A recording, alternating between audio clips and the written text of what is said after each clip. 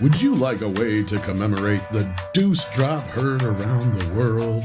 That's right, get your Amber's Turd t-shirt today from mixtees.com and Midnight's Edge.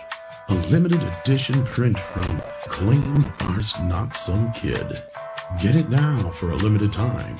Put in the term turd at checkout and save 10%. This is going away fast, kids, so get it now while it lingers.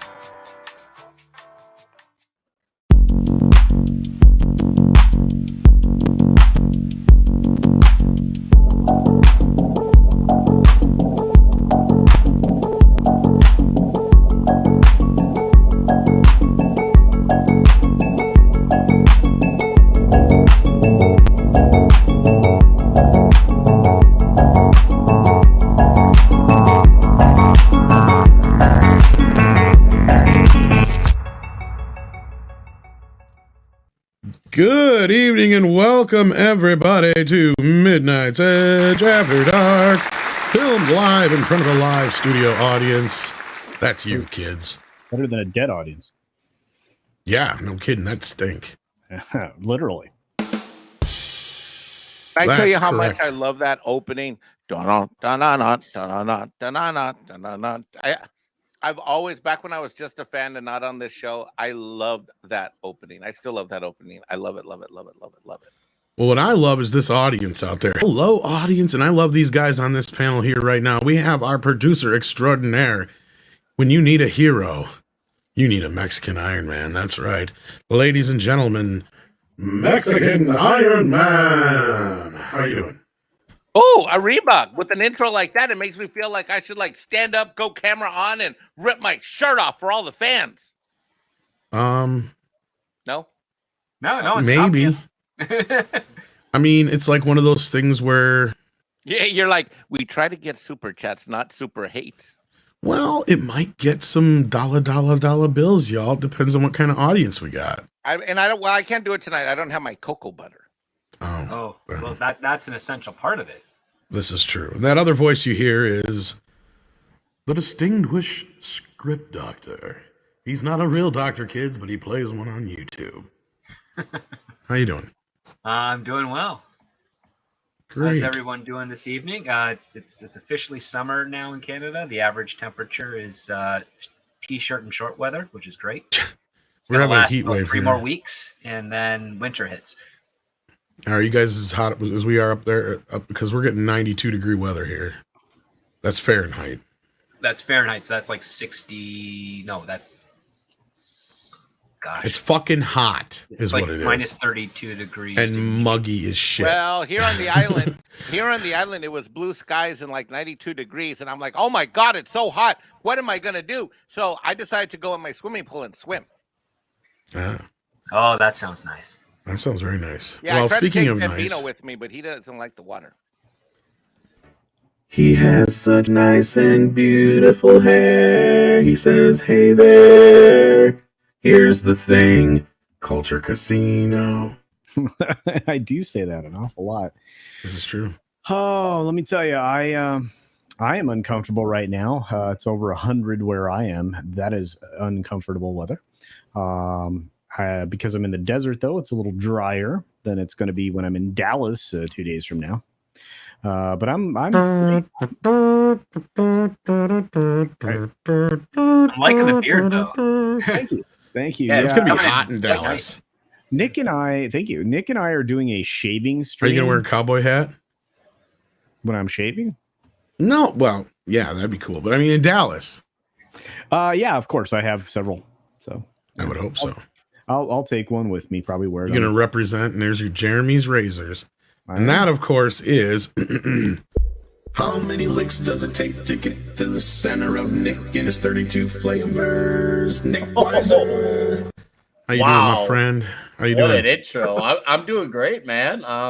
Happy to be on here. It seems like I love that last line with your intro where it said lingers. I'm like, that was a good one. So You like that? loved it. So let's talk some subjects. Hello to the chat, and great to be on a panel with the usual suspects, Tom, Mexican Iron Man, Script Doctor, and Culture Casino. Let's fucking roll.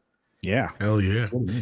We got an Amber Turd interview to get through. They're going to be torturing us with this for the next week here, or at least a few days. So get used to it. We may talk some Ezra Miller news too if we have time. But this interview is this is 10 more minutes of Amber talking shit. Exactly.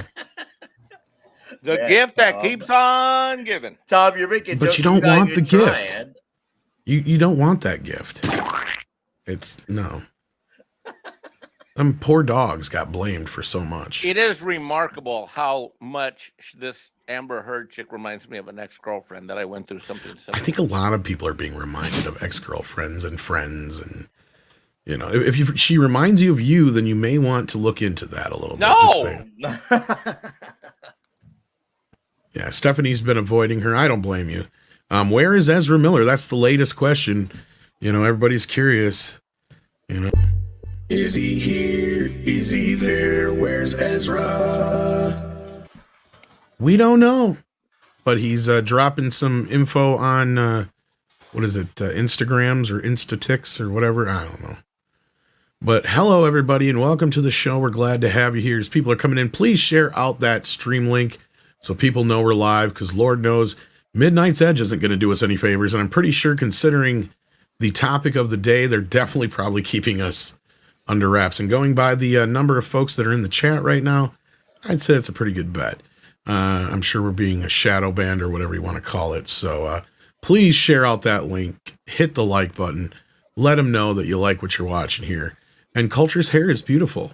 If anything, just hit the like for that. And don't just like the like button. Rub it the lick right it. way. Yes. My mind's telling me no.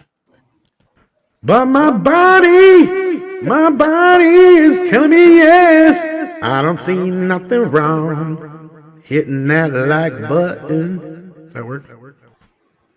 No? It's supposed to go bump and grind. I thought it was pretty good. Very stable. I give up. All right, so yeah, we got this interview to go through. We got some Ezra Miller news to talk about. Other than that, it's just been... there's actually two parts of the Amber news, but part of it is something that I've been talking about for a while. We're just getting more word that she's being cut from Aquaman 2. So let's start there, since that's the easier bit. This comes via Screen Rant. It's somewhat reputable. They're not great, but they're not an Inquirer level. Warner Brothers is reportedly cutting Amber Heard from Aquaman 2 DC role to be recast. This was published at the time I think I had this up, it's not 45 minutes ago now. Warner Brothers is reportedly cutting Amber Heard from the second Aquaman film and will recast her. The DC extended... Why are they calling it the DC Extended Universe? Script. Another journalist many years ago came up with it to try and equate it to the MCU, and it doesn't exist. We actually have something that's close to an actual name now, and I don't know if they'll stick with this, but this was via Ann Sarnoff before she was sent away. And I don't know if you guys have heard this, but she referred to it as the DCM, or the DC Multiverse. I would go with that as probably the title. We got Hey, speaking of... Hey, Tug, you got it. I sent you a link if you're not busy. But I don't know if you agree with that one. Script is a better actual, probably closer to actual title for this universe or not. At the time when I was circulating around Warner Brothers, they just, for years, since the Man of Steel, they just called it DC Films. That's it. They're DC Films. Yeah, DCF, DCM, it all works for me. And Tug will be here. The DCM came right around just after the Aquaman release, because they're like, wow, this is a lighthearted movie that doesn't feel decpressing. Yeah. Some of us old Snyder types now call it the DCCU, the DC Confused Universe. That's... I came up with that with a couple buddies. We were talking about this. We're like, dude, this is a DCCU. We're like, we have no idea where it's going. They don't know where it's been. They don't know where it should have been, and none of us have any idea what's going to come next or if we're going to get anything. It's the DC confused universe. It is. No, Mike is right, because how many projects have they announced from 2016 to now and have not seen light day? Remember that Cyborg movie, guys? Pepperidge Farm remembers. Remember the Nightwing flick, or the, what was that? Gotham City Sirens. They talked all these movies about movie, and we have seen what, maybe 5, 6 of them since 2018. I mean, we've hardly gotten anything over everything they keep talking about that's coming. I think we'll go with what. Oh, sorry. Go ahead, Tom. I say we'll go with what Eclay says here, the DCPU.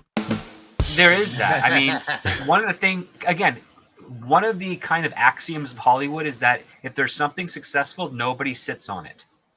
And frankly, sit on it, Potsy. If Man of Steel was really successful, they wouldn't have had to reach for Batman so quickly. And if Batman v Superman were really successful, they wouldn't have had. I mean, they were doing Justice League as they were just wrapping up production on Batman v Superman, trying to basically bet that it would be the $1 billion breaker that they were hoping it would be, and it didn't work. And then after Dawn of Justice, it was a slow roll of everything, and there's still that Man of Steel 2 not coming out. And just this afternoon, I got a text message from a friend who's like, "Hey, I can confirm that there's 36 Snyder fans because 36 of them paid to have a billboard in New York." And it's like, it was like, that's like a $5,200 price tag. Wow. I'm telling you, we're crazy. Yeah, you guys crazy, and they have disposable income. So I see exactly why Zack Snyder loves teasing them to try and garner up interest and use it basically as collateral for getting his stuff going. Yep. Like, props to him on we that. Are absolutely nuts. I'm actually saying, like, that's a bold move, and I'm digging it. I'm like, dude, you found a way, go for it. It's like you're getting your stuff greenlit, like, and this is how you're doing it. Mobilizing of fans. I mean, I can't knock it. That's a good strategy. Well, I gotta say, so this report is coming from Just Jared. So I don't know how good their track record is, but this is the same thing I was kind of hearing before, and I'm curious if this gentleman, the Umbrella God, I thought you were the Umbrella Man. Which is it now, sir? I don't know. I'm so confused after the trial. TM. Just trademark them all. Yeah, just trademark everything. Yeah, exactly. Welcome. How you been? I know you were recovering after the long haul. How you doing? Good, man. My voice is a little.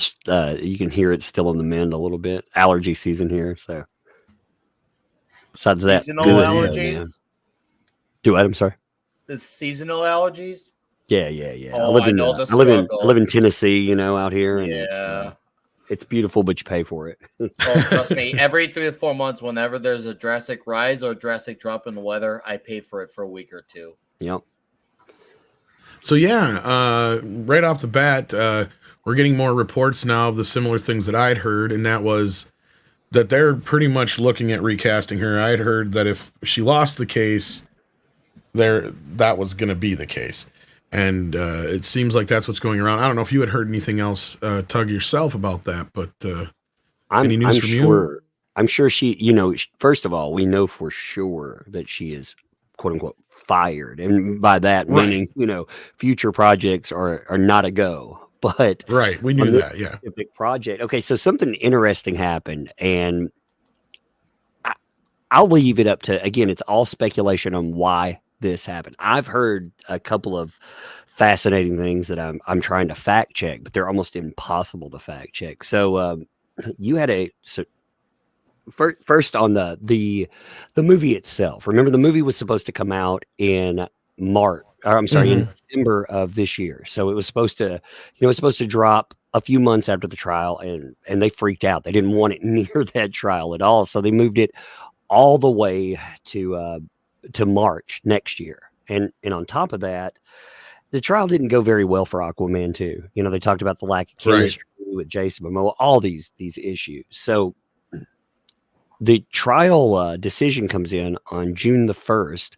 And then 7 days later, June the 8th, you have a screener drop. And the screener, I've heard this from very good sources that this did happen. So we heard it too. Yeah. I'm convinced it very much exists. But it was 20 to 25 minutes of her being in that and all other details. But I mean, she was heavily in there. Now, I understand places screening, but a company that was so scared to have their product tied to her in that fashion, so scared of that trial, why drop it 7 days after? Now, we know about we know about all the stuff with Zasloff, all the him coming in and all the problems with Walter Hamada. He's been openly. Yeah.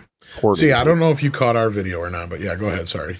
Oh no, go ahead. Catch me up. Well, what we heard was that, that whole 10 minutes, she's only in the movie for 10 minutes bullshit, that came from Grace Randolph. And that's what I said first place. Because the person I talked to said, if she's only in the movie for 10 minutes, and that's what they've cut it down to the bare minimum until it doesn't make any more sense anymore. Right. So at that point would be like, this was before the trial was over. And at that point, that was like, okay, if she wins or it doesn't go exactly the way we plan, at least maybe we can minimalize her in the film, won't put her in any of the advertising, won't have her on any of the campaigns or anything like that. And they'll just kind of squeak by. Maybe people will forget by then.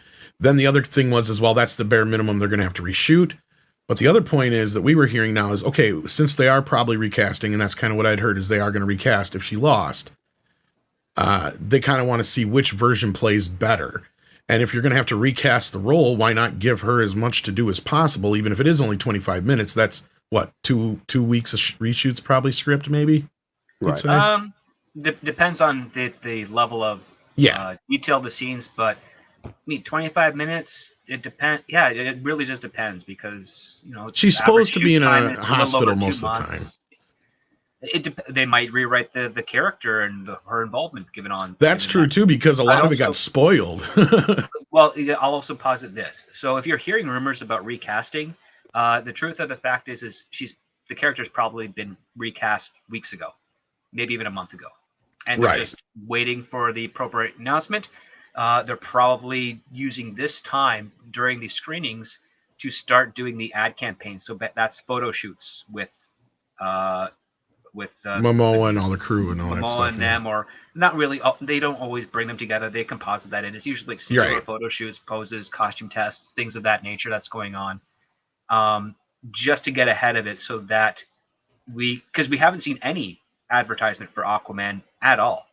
They've kept it very minimal. Yeah.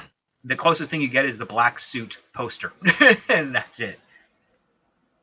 Yeah, I mean, all we've really gotten was when they did the DC fandom thing, and basically the other thing we came across or kind of put in the video anyway was that this also gives them a reasoning. So if and when Amber runs to the press crying and screaming and pissing and moaning, they can say, look, you tested horribly. Because that's what we heard too, is that when the test came back, that her being in there, everybody just hated her. Shocker. So that gives Warner Brothers then more reason to do this. Like if she does, because she's going to come out and cry foul. And that's the other thing I had, this is my speculation, and I'm curious now then to hear what you know and what you think, is that I think a lot of this ramp up here this week of her, trying to reclaim.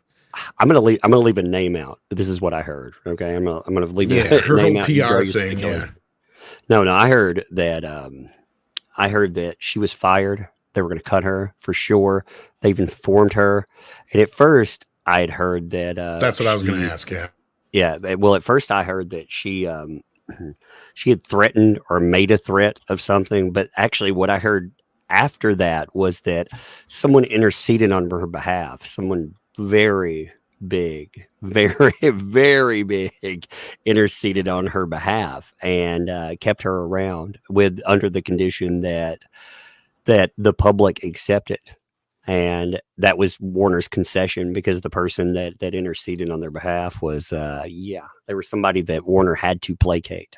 So, they set it up where she's not going to be in there, but they still had to, they had to placate them. Again, somebody with a lot of pull. I again, I'm verifying all that, but the source that I heard that from was a very good source. Like the people I've been getting this stuff from, I know a lot of people run around these days and they're like, oh, I got it.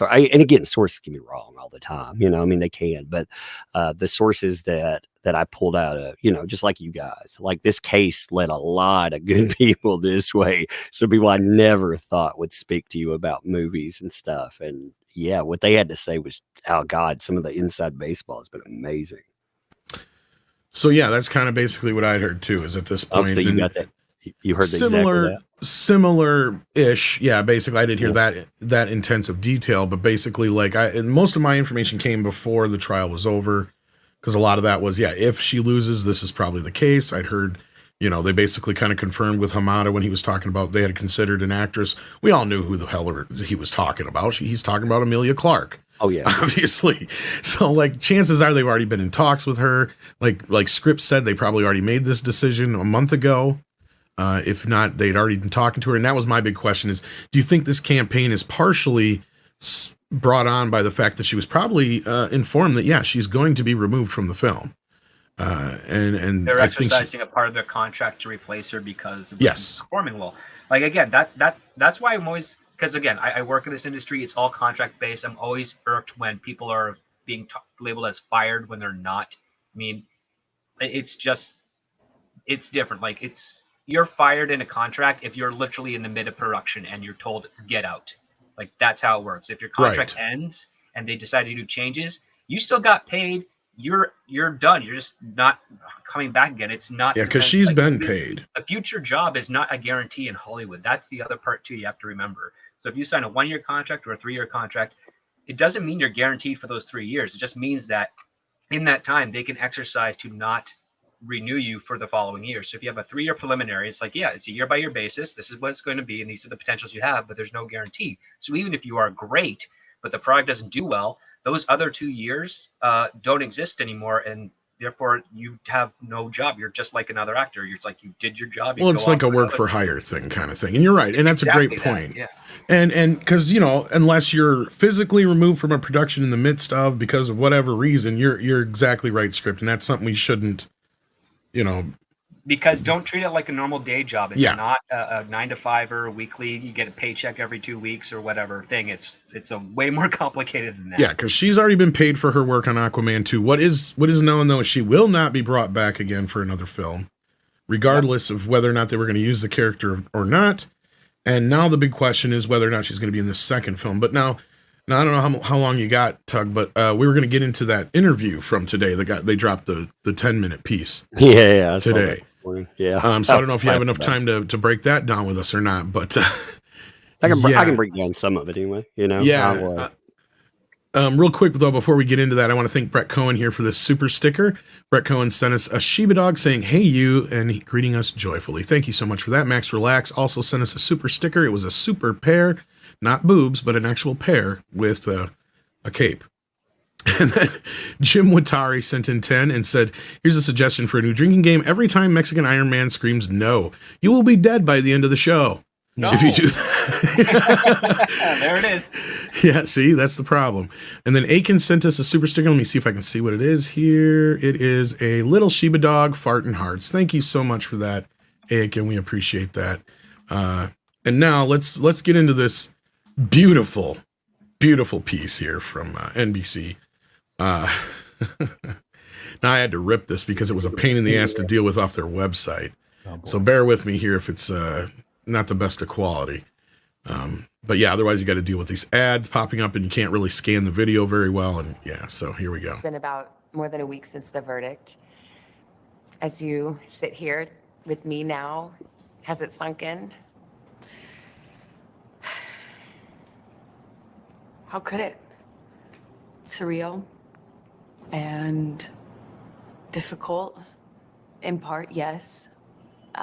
This has been a long time coming. Do you stand by your testimony and your accusations against Johnny Depp about abuse? Of course. To my dying day, will stand by every word of my testimony. It's same accurate. Oh, that's a beautiful pause right there. That terrible overacting. Yeah, I knew right where to pause that one. At what point does she drop her facade? Before the camera, or after the camera stops rolling? Before the camera starts rolling? Not around people. Never. So she keeps this up all the time when she's around humans. Yeah. So Yeah, she used to not. In 2016, you can go back to the 2016 where all of this starts. There's footage, of her during right after the TRO. They're doing all the deposition times so they can get their divorce together. You could see that she didn't keep this up, but she learned over 6 years that you have to sell it. Unfortunately, she's a D-list actor and she can't sell it. Yeah, the only thing is her eyebrows are like their own entity. I just Nina actually commented her eyebrows last night. I know, I heard, and I'm going, she's crazy. Do you see those things? They literally Well, they're probably cost her about $200-$300 to get done. So I mean, literally, if not more, they could fly away. And hitting play again. Sorry. Okay. No. That's what Mikey's here for. He's the producer extraordinaire. The real-life drama of the defamation case between Got to remember, Amber Heard and kids, her ex-husband this is also Johnny Depp edited for the best captivated responses and millions of stuff. people around the world. Amber Heard just got exposed. Johnny, you hit me. This is so cringe. With clips spreading across social They didn't use media you, though, like Tug. wildfire. Yeah, Of course, they're not going to. The vast majority of this trial was played out on social media. I think that this trial is an example of that gone haywire, gone amok. And the jury is not immune to that. You think the jury saw it? How could they not? Okay, real quick, I want to say, because you pointed this out on Twitter yesterday, and I believe you, that you think that if she would have won this, the whole reason you were being brought up during the trial, this social media stuff was being brought up during the trial, is that she was going to use the media to go after you guys. She had already contacted her representatives. Had already contacted YouTube and other social media platforms. I'm telling you, if she would have lost, I was gone. I'm off. I'm out. If she wouldn't have lost, you mean? I gamble. Or rather, if she wouldn't have lost, that's what I mean. It was a gamble, man. I knew they were coming hard anyway, but I heard through. Let's just say I heard very well. I heard it through some people that very much verified their team, their litigation team hit up YouTube, and they were talking about, like, I don't know about other people. I know myself for sure. They were going. I got to imagine some of the other ones were, though. Well, they would have gone after Nick for sure. I'm sure they're going after people for coverage, and I know some people had been covering this for a while, but some like LawTube, for example, they covered it for a week, maybe going in. I covered it for 3 years. So, they're like bully and harasser right there, because again, this thing, it came out day to day, week to week, month to month. It put itself together. It was fascinating to watch. And Tug, when they mentioned you in court, particularly Elaine, yeah, when Elaine mentioned you, Tug, what struck out as me as someone who's been following your channel for a long, long time. I mean, I found you from your first comic book, and there was in Elaine's voice almost like a personal. Like you've been in her head a long time, Tug. It was their team has got you wrapped up. You are public enemy number one to them, it wasn't just asking these questions. When your name came up, there was emotion behind whoever's name. When your name came up, there was emotion behind it, and I found that absolutely fascinating. They locked out this story in the media. Again, the perfect example is TMZ that will pick up anything, a celebrity buttering a bagel on the sidewalk. They refused the body cam footage from the LAPD. They wouldn't take it because there was a total lockdown on the news. And you can look back for 2 years. Again, don't take my word for it. If you doubt it, look for it. You'll have Amber Heard centric stuff, but you will not have Johnny Depp positive, as in the truth of what was going on. Right. There's nothing there. It all had to be negative.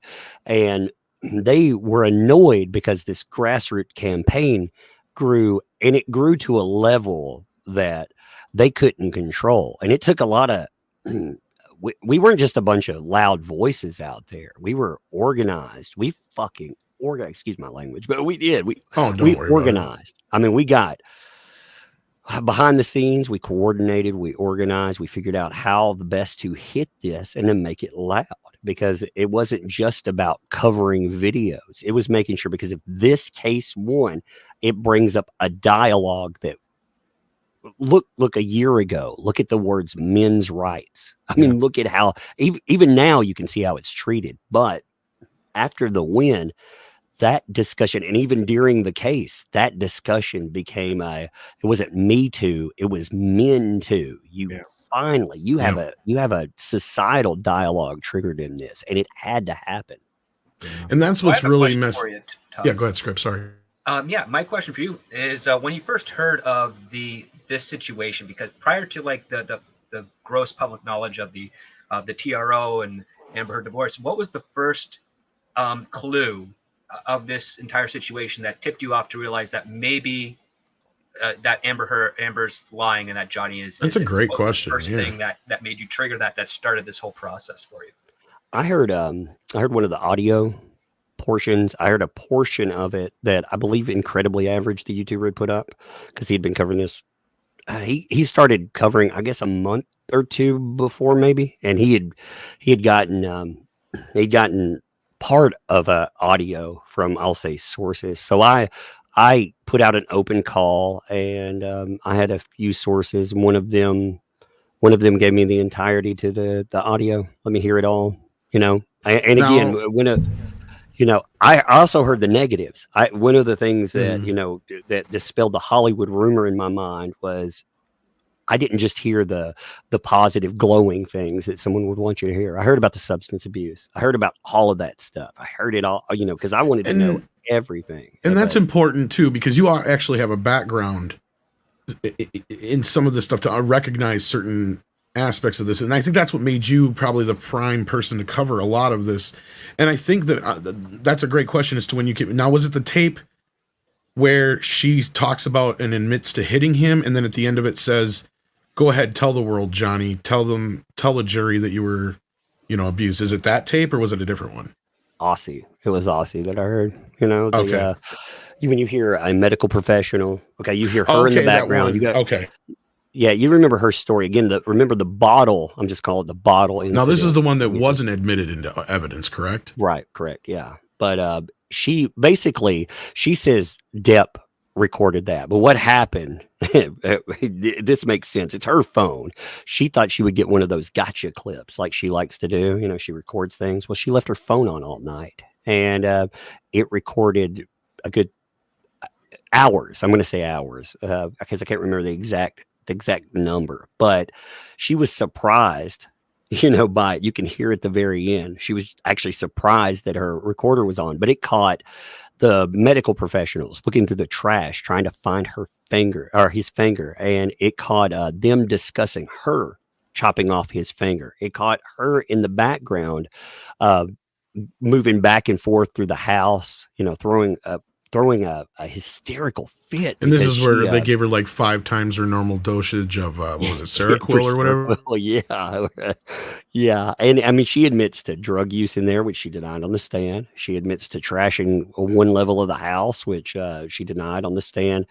Again, there's culpability for Depp, but the question isn't, if you want to go with drinking or use a drug, that's fine. But the question is whether or not he was violent with her. And hearing that incident, many people are, again, they're looking through. I mean, just think about how surreal that is. Like, we've almost normalized it in this conversation.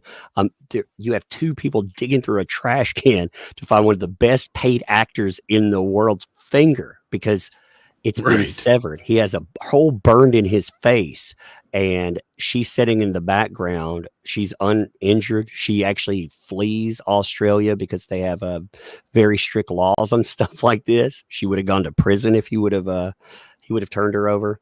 So yeah, I mean that's what sent me down that rabbit hole. And makes me believe why he would have had to lie about how it happened in the first place. But now we've covered a lot of what she ends up getting into here. So let's watch a little bit more of this. Real quick though. Yeah, sure. Because Tug was talking about it. I have to ask.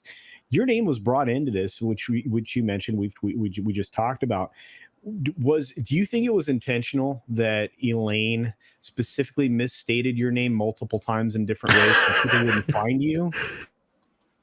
I think it was at first, yeah. I think that they know very well who I am. They know very Yeah, and who I to me, am. I'm thinking that's kind of nefarious, because you don't want to lead more people to Tug. I know that's I think, she was trying to make it sound like a boomer moment, but I get what you're saying, Culture. Like she was trying not to give out the actual name so people would actually go and find Tug. Yeah, it was a dumb mistake too. It was dumb to do it. I mean, my Twitter because they kept bringing up Twitter.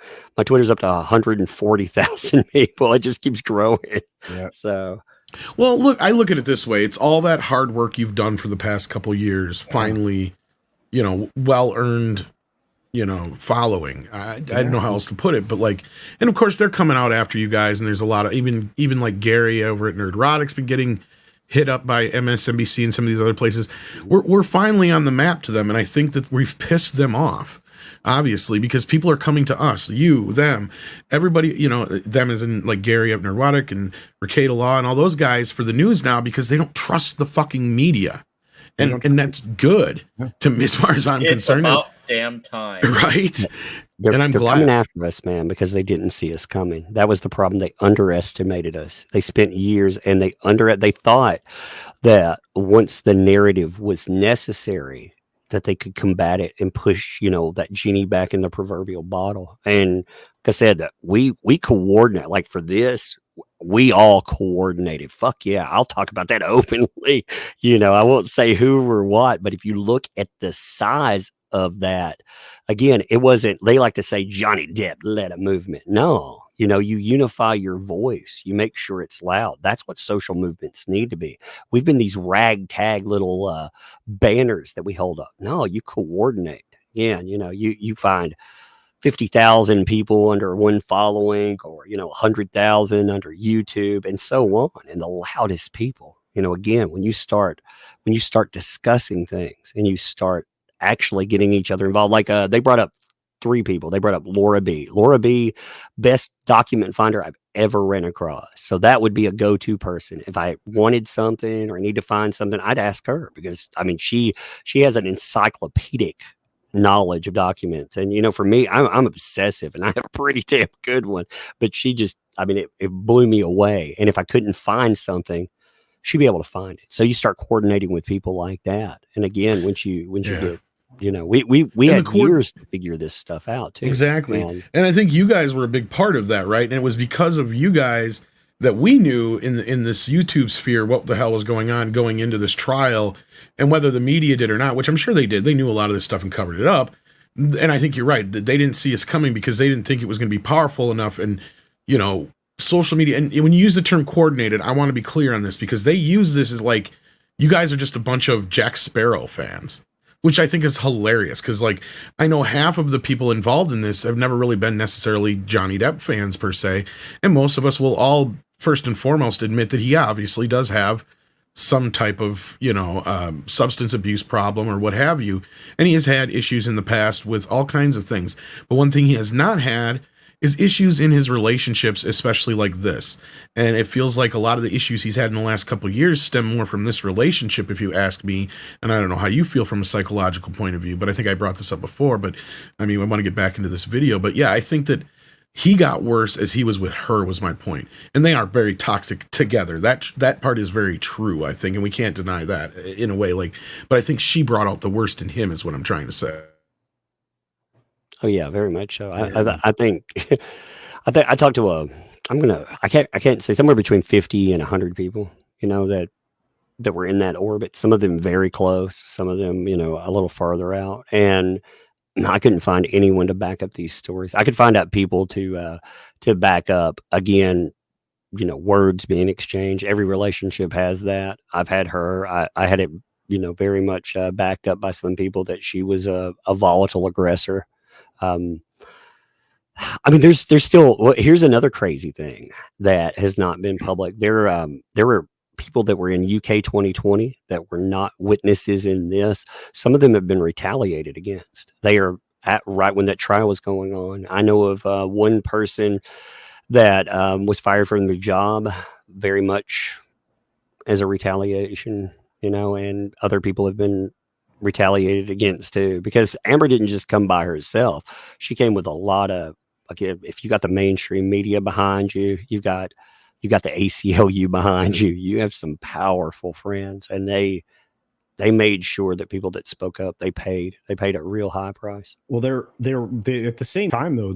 I mean, you're talking about people that have been fully and completely exposed. I mean, the collapse of the Me Too, narrative and Time's Up narrative and all of that. And you've been talking about it probably most directly about everybody that was exposed, especially the ACLU. We now see them for the scum that they are. Well, and that's what I think is so funny about her going out here and acting like a victim still, like she's been painted in some negative light when the media has been on her side the whole fucking time through this whole damn thing. Yeah. So I think that's a good place to. Oh, go ahead, Nick. I was gonna say that's probably a good place to jump back into this while she's talking about that. But real quick, go ahead. I was gonna ask for Tug, how much of when she's answering these questions and she's doubling down on it and everything, how much of this is her or the people who work for her? A little bit of both. I think it's a planned strategy. What they're trying to do. It's a PR campaign, yeah. Well, not just PR. Okay, if you look at what's happening right now, they're trying to pass law to make sure that we can't do this again. The online safety bill, for example, you see Kat Tenbarge for, what is she, NBC, I believe. I can't remember. I get CBS and NBC mixed up together. But you have her being quoted by lawmakers saying that this stuff, it shouldn't be discussed by anyone but journalists, essentially.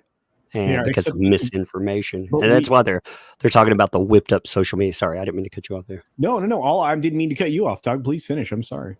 No, I was just saying the whipped up social media reaction. You'll know, like, as they go forward, they will double, triple, quadruple down on the social media reaction, just like they did. They don't want cameras in courtrooms because, first of all, that keeps the media becomes the arbiter of truth. They always have been. We've never seen anything like that. They need to get us back out of there, but also they need to shut us down. And the only way they could, like I said, we were shut down. If it was a loss, many of us would be, I fully expect, I talked to my wife about this. I told her, I told her that I'm glad the decision's coming in on the 1st, because if he does lose, that we'll at least get paid for the month before, because I fully expected our channel to get knocked off the platform afterwards. Like I said, it was already in motion.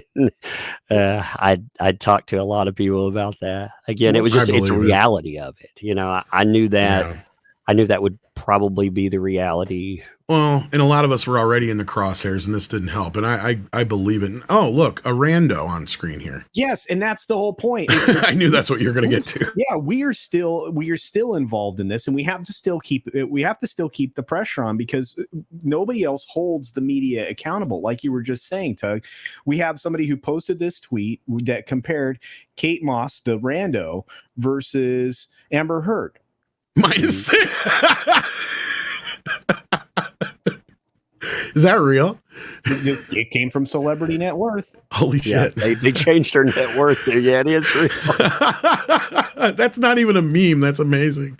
Yeah. But yeah, actually, they'll get into all that here. And actually, I'm kind of surprised. She does press her with a few questions here later in the bit here. So let's actually get into a little bit more of this, because we've only gotten a minute and a half into this. So I think even the most well-intentioned juror, it would have been impossible to avoid this. So she's basically accusing the jurors of being influenced. Where they stood. Every single day I passed for 3, 4, sometimes 6 blocks, city blocks lined with people holding signs saying "Burn the witch," "Death to Amber." After 3.5 weeks, I took the stand and saw just a courtroom packed, full, right, of Captain Jack Sparrow fans. Most of them who were vocal, all over again, energized. Can you put into words how that felt? This was the most humiliating and horrible thing I've ever been through. I have never felt more. Hold up. This is the most humiliating thing she's ever been through. What about the abuse she claimed to have gone through? The sexual abuse she claimed to have gone through? Well, how about, beating her wife? Her previous. Well, I'm not even talking about that, but I'm sorry. But if I had been physically abused by somebody, I think that would be the worst experience I'd ever had in my life. Most humiliating experience. The way she explained it. This is what bothers me about her demeanor. Maybe you can say something to this, Tug, considering your background. Is it seems like no matter how outrageous something is that she says, she thinks that if she delivers it in that tone, in that way, it's believable, right? Like, look at her story of just like, I would go to the trial every day and there would be 2 and 4 and sometimes 6 blocks worth of fans lined up in support of John. Like, just the way she says it, it's like, you think that's believable, really? Like you think we've seen the video? You know, it's anyway. Tug, that goes with the microwave my baby stories. You know, I mean, right? She her story. You know, her story about what the crowds were doing is not believable. That's the kicker. She's just, again, she's trying to loop all of this into harassment and misleading the jury, and that's how we saw it live. Thank God we saw this thing play out live. The problem, the thing is, like, I'd planned to turn this off within 5 days. I thought, okay, if media coverage, if they swoop it in, which who knows, but if they picked it up and pushed it as the win, I don't need to do any more in here. I'm done. I'm off. You know, I'm going to go do something. Thank God, 3 years, I'm out. I'm tired. I want to rest my mind on this. But depending on the media reaction, well, the media has just gotten louder and louder, and this narrative, they're rewriting everything that happened, trying to convince you, your eyes, what you saw, that wasn't real. And it's amazing. You have to convince people that, yeah, what you saw is real right now. A lot of people are pissed off, but some people actually are buying into this BS narrative of poor me, poor little me. Maybe the jury was misled. Really? Were you stay off the internet. Quit looking at all the evidence that makes me look bad. Well, she brought it in. Okay, they brought in their own tech expert, and their tech expert said, "Here's the hashtags. Look how many. What's the biggest hashtag here? Justice for Johnny Depp. What are the other hashtags? Amber Turd and all that." So they brought it in. She brought it in, and on closing, they brought in the reaction to it twice. So they wanted it on the court record. They thought somehow in some way that would be a good idea. I think I know why. And that's what I was saying earlier, is I think that was part of the setup that you were saying, is that as long as this stuff, they kept bringing it up. If she had won, that was the next move, is to use the media and all their power behind that to shut you guys down, including probably some of us and God knows who else through this whole thing. And you're right. I believe you 110% on that. And I wouldn't be surprised if that wasn't the plan. Yeah, it's creepy. It's kind of frightening to because she cannot stand somebody saying something bad about her, whether it's true or not. I mean, again, the media's been talking about how much money, people make. I do make money at this. Is it a job? It's a job. It's not my primary job, but it's a job. It pays better than my normal job, actually, because I work with poor people, in mental health. So right.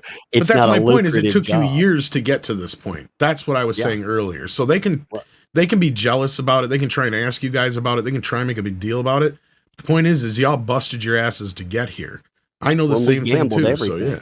We believed it enough. I believed it enough to gamble. And there are a lot of people that wouldn't pick this story up. Again, I bring this up not as a negative to say, look at you, that people talk about it now, but they wouldn't talk about it before because they knew the risk. They knew that this is a no topic for YouTube. I mean, it was already it was demonetized to the point that I never used her name for over a year and a half. I still have the problem. You'll hear it come up in videos where I'll call her that certain Aquaman starlet or whatever. That's where our t-shirt had to come from, is because when we first did a few videos about her and Johnny, they kept getting demonetized and everything else. So we just came up with just doing our own drawings and calling her Aqua Lady and him Pirate Guy. Aqua Lady. Love it. So yeah, but all right, let's watch a little bit more of this. Entity. I felt less than human. Let's go back to the day of the verdict. Were you feeling confident?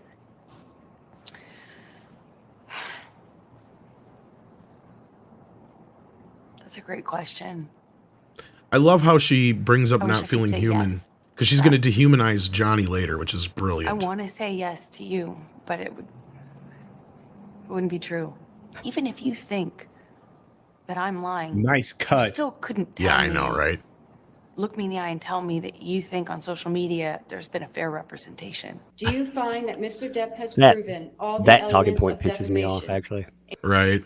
because well, I mean, it's saying that on social media, there was I can't remember what network was talking about tags, for the Justice for Johnny on TikTok and versus Justice for Amber. Justice for Amber got like 20 million hits. Again, I'm just ballparking here because I can't remember. It was something like 20 million versus 20 billion because people saw it themselves. Those aren't fans of Johnny Depp, and people aren't mistreating her. They saw a woman lie, and she had been lying for 6 years, and they found him believable. They thought that she wasn't. Everybody thought that, again, almost universally, and that's justice. The blowback to this is justice because people are pissed off about what happened. They were misled. A lot of people are saying that too. If I wouldn't have seen this with my own eyes. Now, I've had a lot of people hit me up about that. Yo, I thought you were wasting your time for all this. I thought it was just a timer. Then I saw it with my own eyes, and I thought, my God, this is a travesty. Yeah, I talked to a lot of people. I wouldn't call them randos, as she likes to call them. I would call them the general audience, or we tend to use the term normies. I'm not a big fan of it, but those who don't follow the entertainment media like we do, right? That's what I would say. And a lot of them at first, they're just like, I don't care. They're just a bunch of spoiled Hollywood fucks, taking out their problems in public. At first, that was a lot of the reception I would get from said individuals. As this went on and more stuff got out and more came about, people would talk to me and I would be like, yeah, we knew all this stuff. And I would throw your name out there and stuff like that. And say, yeah, check them out if you want to know more about this. It gets real deep into it and stuff you'll never see in the trial and all that kind of stuff. And yeah, by the end of this, there was a lot of people who were just like, yeah, she's a lying bitch, right? Like, they could tell like this was pretty clear and cut and dry that, she was not telling the truth. And I think that's what came across here. And I think that's what's bothering her is that in her mind, this evidence should have convinced us. That's what she don't get. That's where I think her mental health issues come into play here is where in her mind, all this stuff that she brought out should have convinced us. So all this other stuff we supposedly didn't get to see, that's the problem. If we just saw that, we would have been convinced. Do you think that's the case? Or do you think she's really just living the lie at this point? I think some of it, I think it's both. I think she has to live like I saw a very good comparison to Juicy Smollett, and how they have to absolutely, they traded everything for, that short-term popularity for long-term, this. And I believe that's definitely a part of it. What really bothers me though, let me say this with this interview. When Rihanna was beaten by Chris Brown, we didn't give Chris Brown a microphone, but we gave Amber Heard a microphone and let her play the victim, even though a jury of her peers said that she maliciously, again, actual malice, she needed punitive damage punishment, because of what she did. They were saying she lied. She set up a hoax crime. She is the aggressor. Yeah, they give her a microphone there. People need to ask why. I know the answer why. It's because it's a male victim. Male victims. It's a travesty. And again, in coverage, we do need to talk about this stuff. We do need to set that record straight. But it's disgusting that this even exists. I agree. All right, let's keep going here a little bit. Answer, yes. After the 6-week trial, the jury found Heard defamed Depp in a 2018 Washington Post op-ed in which she wrote she was a public figure representing domestic abuse. She never mentioned her ex-husband by name. Depp denied the abuse allegations in court. Heard won just one of 3 claims in her counter. Well, not only that, they should have made it important that. Well, actually, she brings it up later, so I'll verdict just. Came less than 2 years after a judge ruled against Depp in a similar case in the UK, in which he. And actually, so yeah, now you've been following this for longer than 2 years, actually. God, it's been that There was long. another trial. Handled it dealt with the same substantive issues that had even more evidence in. In fact, my evidence was largely kept out. Really important pieces of evidence kept out. Done differently, handled differently by a judge instead of a jury. Some evidence is Okay, right there. That's important because she's basically claiming that one person is a better judge over her trial than several. Not just and go ahead. Sorry. Yeah. The NGN trial is not the same as this. She was not a party in the trial. JD sued the son and Dan Wooten. There were some issues with that trial and that judge anyway. Big conflicts of interest. Like, again, they're so insane they almost sound conspiratorial. So I'm not even going to go down that rabbit hole yet. Let's just say she's not a party in it. The judge would not let his team take her to task for anything really, and it was so egregious that that you had the judge that we saw, Judge Penny. She said that wasn't justice. She actually went on record and said that he did not get justice there. That's one of the reasons that they didn't call the UK trial the end all. I mean, first of all, you do have a different area of law, but second of all, again, they couldn't ask her anything. She got caught. There was one of the incidents. They didn't go through all the incidents in this, but they did. They went through 14 incidents that she alleged. One of the incidents, she and her sister came up with an exact same timeline in it, and the timeline when her sister was up there, it ended up getting blown away because there was a picture that ended up, I forget where the picture came from, but a picture ended up coming up they've forgotten existed. And again, it shattered their timeline. So they started correcting their timeline. Well, yeah, I remember that. Yeah. So she and her sister coordinated around that. And they had a sidebar where the judge was asked to warn Amber Heard to tell her not to be texting her sister while she's on the stand or, on when they go into the hallway or whatever and get their story straight, because they did. They fixed their timeline and they wanted to ask Amber Heard about it. They told her no. They told them, no, you can't ask. And they did that over and over again. So that wasn't justice at all. I very much agree. So they keep playing this. The one thing that they complain about over and over is there are two pieces of evidence they whine about. They say, first of all, there are medical records. They're not. They are mental health records. As a mental health professional, you come to me. I'm your advocate. You can claim whatever you want. I'm there to believe you. And the second part was there were texts from Stephen Duders, which is a underling of Johnny Depp, let's just say. And he was very much placating her. They took out 2 snippets from very long conversations and they were like, look right there. This is proof. This is proof that he abused, because she said something like, he kicked me. And I think Duders said something like, well, he feels really sorry that he kicked you or something. Again, it's obvious. You leave out the whole conversation and you focus on that one sentence. Yeah, that looks bad, doesn't it? But if you put it in context, it doesn't. It looks like obviously they just want her to calm down because she's crazy, and you can see it play out. Like, again, I'm glad the world got to meet who she really is. Because, my God, could you imagine being in a house with this person and just being like, no, oh, God. I mean, I can, but I don't want to. I've already been in too many similar situations. Yeah, they would call it you Tommy No Thumbs or something. Well, I almost got hit with a guitar once. So that's a whole nother story. But let's get a little bit more into this because we're almost halfway through it. In a U.S. court. Do you think that maybe he just had better lawyers? I will say his lawyers did certainly a better job of distracting the jury from the real issues. For some people, did he? What? They just distraction? Frankly, disgusted by the whole thing and don't have much sympathy for either one of you. Can you understand that? Garbage. Absolutely.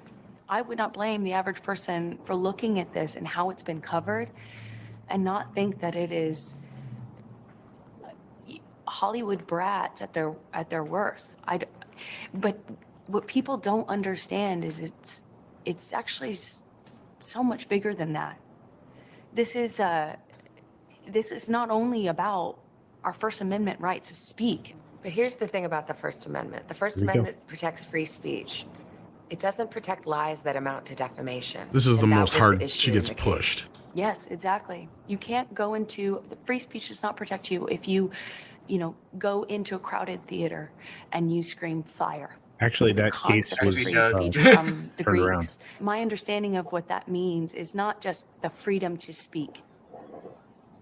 It's a freedom to speak truth to power. But truth is the word. Yes. And that was the issue. And that's all I spoke. And I spoke it to power, and I paid the price.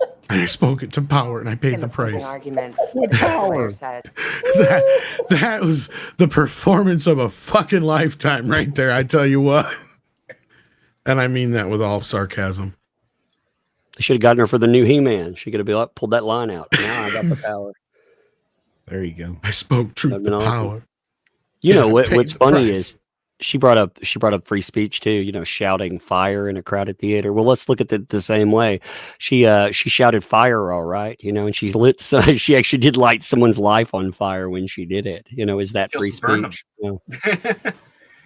Exactly. And she burned them. But the thing is that she's quoting a judge that actually got very much wrong the interpretation of free speech, because the goal is to, if someone's doing that, the assumption is that they're doing that to save everybody else, and it's not they're not inciting a panic. It's only the individuals who hear it, how they respond could cause a panic or not. And if someone were to say that, usually you're trained by the time of a certain age to exit calmly is usually the point. This doesn't always work, of course, because there's people that panic, but you can do that. It's not advisable, of course, but you are protected to do that. If you do that and there's nothing there, you won't be charged with a violation of free speech. You'll just be charged with disorderly disruption. And like, that's the thing. Like, it's so silly that people equate that, but I understand why, because again, when a person in authority interprets it that way and it goes public, they latch onto it assuming it's true when it was challenged and rejected later on. Well, I don't expect my history lessons on free speech to come from Aquaman D-list actress. Exactly, because it's not the same as a call to action, Right. which is something specific. It's a call to it's really just a call of danger, like of abstract danger, and so yeah, it's not saying you're not yelling out fire, run for your lives. It's like the quote is you yell fire, and that means Yeah. to alert attention and people to respond appropriately and get away. It's not inciting people to run and flee and panic. It's like, no, there's fire here or something. Well, not just that. It's not that. Here's the difference, and I don't know if this is kind of where you're going with this, but this is kind of just what I see the best way to explain it to myself. And that is, the fire isn't the perpetrator here. She's making accusations against somebody. She's not crying fire. She's crying assault and grape, right? Let's be real. Yep. That's what she's crying, right? And in that creates a villain, aka somebody that she is accusing of doing said things, right? A fire is an inanimate object, or well, it's animate, but it's not a person. Exactly. It's not. It's an act of God. It's not something that can have any real responsibility for what it does. A person can, and once you make said accusation and you put it out in the public the way she did, whether she used his name or not, it still creates this idea in people's minds that Johnny is this thing that she is claiming. And now the burden of proof is on him to prove he wasn't said thing. And considering that is an insurmountable deed, he did said thing in a court of law to a jury of his and her peers. Yeah. And she don't like that. Tug, when someone says, psychologically, when she says truth to power versus just truth, I've never heard that before. What does that mean? Truth to power? Doesn't that mean like I'm lying to get power? Or, I mean, why that's such a weird term? No, you're speaking you're speaking your truth into existence. You're speaking, again, it's not a negative statement in any way. It may be a negative statement coming out of her mouth, but yeah, she's misusing it in this case. Yeah. Oh yeah. Well, it also warrants the source, right? She writes this op-ed, and people are going to be like, well, why does she have this intimate knowledge of that? What's the source? And all they have to do is look at the public records of, oh, she was divorced from JD and she put a TRO on him. Then they connect the dots, and she doesn't have to outright say it, and that's what she's trying to hide behind. But that's not how things work in this manner. Like if it was a completely third party, a complete stranger had no connections with them, and they wrote that op-ed, you could easily argue that's not about Johnny Depp at all. That's abstract. But because it came from her, anyone with a good head on their shoulders can easily infer who she's referencing to in that. Well, and she worked with the ACLU to cast aspersions upon Johnny and on purpose in that communication back and forth, which obviously, the umbrella God actually covered on his channel. God, it's got a W in it. God.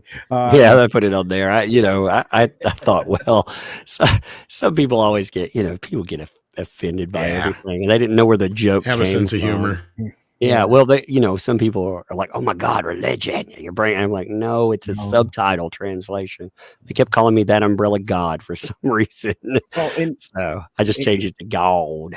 There you go. And it gets frustrating or upsetting to me when they misuse the quote, "You can't yell fire in a crowded theater," because it had nothing to do with fire in a theater. It was about the Espionage Act. It was about essentially somebody being, that's more of an allegory than it is an actual thing. Yeah, exactly.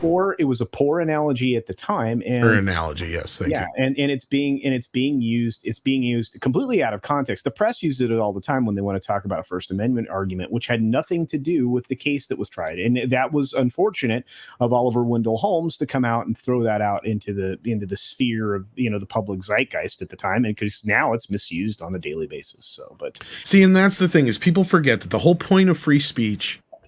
The whole point of the First Amendment is that if something is going on that is either against the law or being covered up, somebody has the right to speak about it or say something about it without persecution or being silenced by power. That's, speaking truth to power. I believe that's where that kind of comes from. Say it, and then exactly it allows others the right to refute it, and it's supposed to be that balance where the speech itself is out in the ether, and it is up to the rest of the world to determine its validity. That's kind of what, and it's also to protect individuals from being silenced by an authoritative party. That's what I was trying to get to. What it does, though, open up the floor for people to say the Earth is flat. But like you said, Script, it also opens up the floor then for people to debate that. Right? That's the whole. And it allows you to make an accusation of somebody, but it allows them to defend themselves. Exactly. And at no point are you silenced. And that's where she's missing the whole point of this. And her saying this is also what she's done to Johnny is the sad part. But called your testimony the performance of a lifetime. And said this is I love this. What do you say to that? Says the lawyer for the man who convinced the world he had scissors for fingers.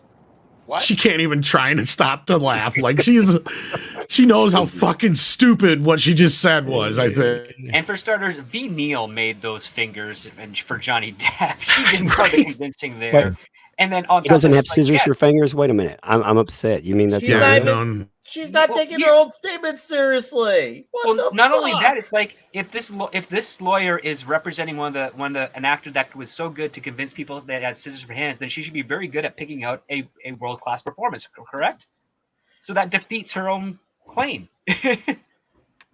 What were you going to say, Doug? I'm just making fun of that stupid statement, because again, who thought that? Going back to your statement on the op-ed not being about him too. I love the fact that they want us to forget that the original drafts of that, they're in evidence, and the original drafts of it, first of all, people are going to draw inference from when that was, and they're going to connect the dots anyhow. But they've been playing that game for years. That was never about him.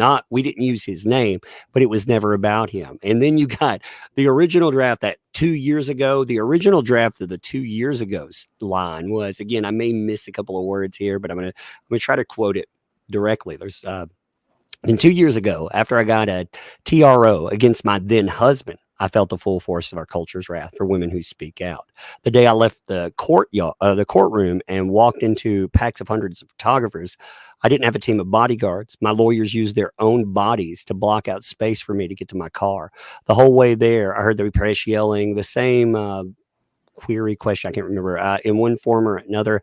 Is it true you're making all of this up? They told her, hey, you don't want to use the word marriage. You don't want to use the word divorce. You don't want to use the word restraining order. But you can tell the lawyer, Eric George, too, that was her lawyer at the time, testified that she said this a few times in the courtroom, and her lawyer said this, that they didn't want it to be about Johnny Depp. They wanted it to be about her. Well, actually, she was mad because she felt she was being silenced on Johnny Depp. She wanted a statement. I'd have to look through his deposition, but she wanted a specific statement in there that it was like a huge red flag. Eric George was like, basically, I'll quit if you put that in there, because he's going to sue you over that for sure, and he will win with that statement. So they were trying to play the game. They geared this for California.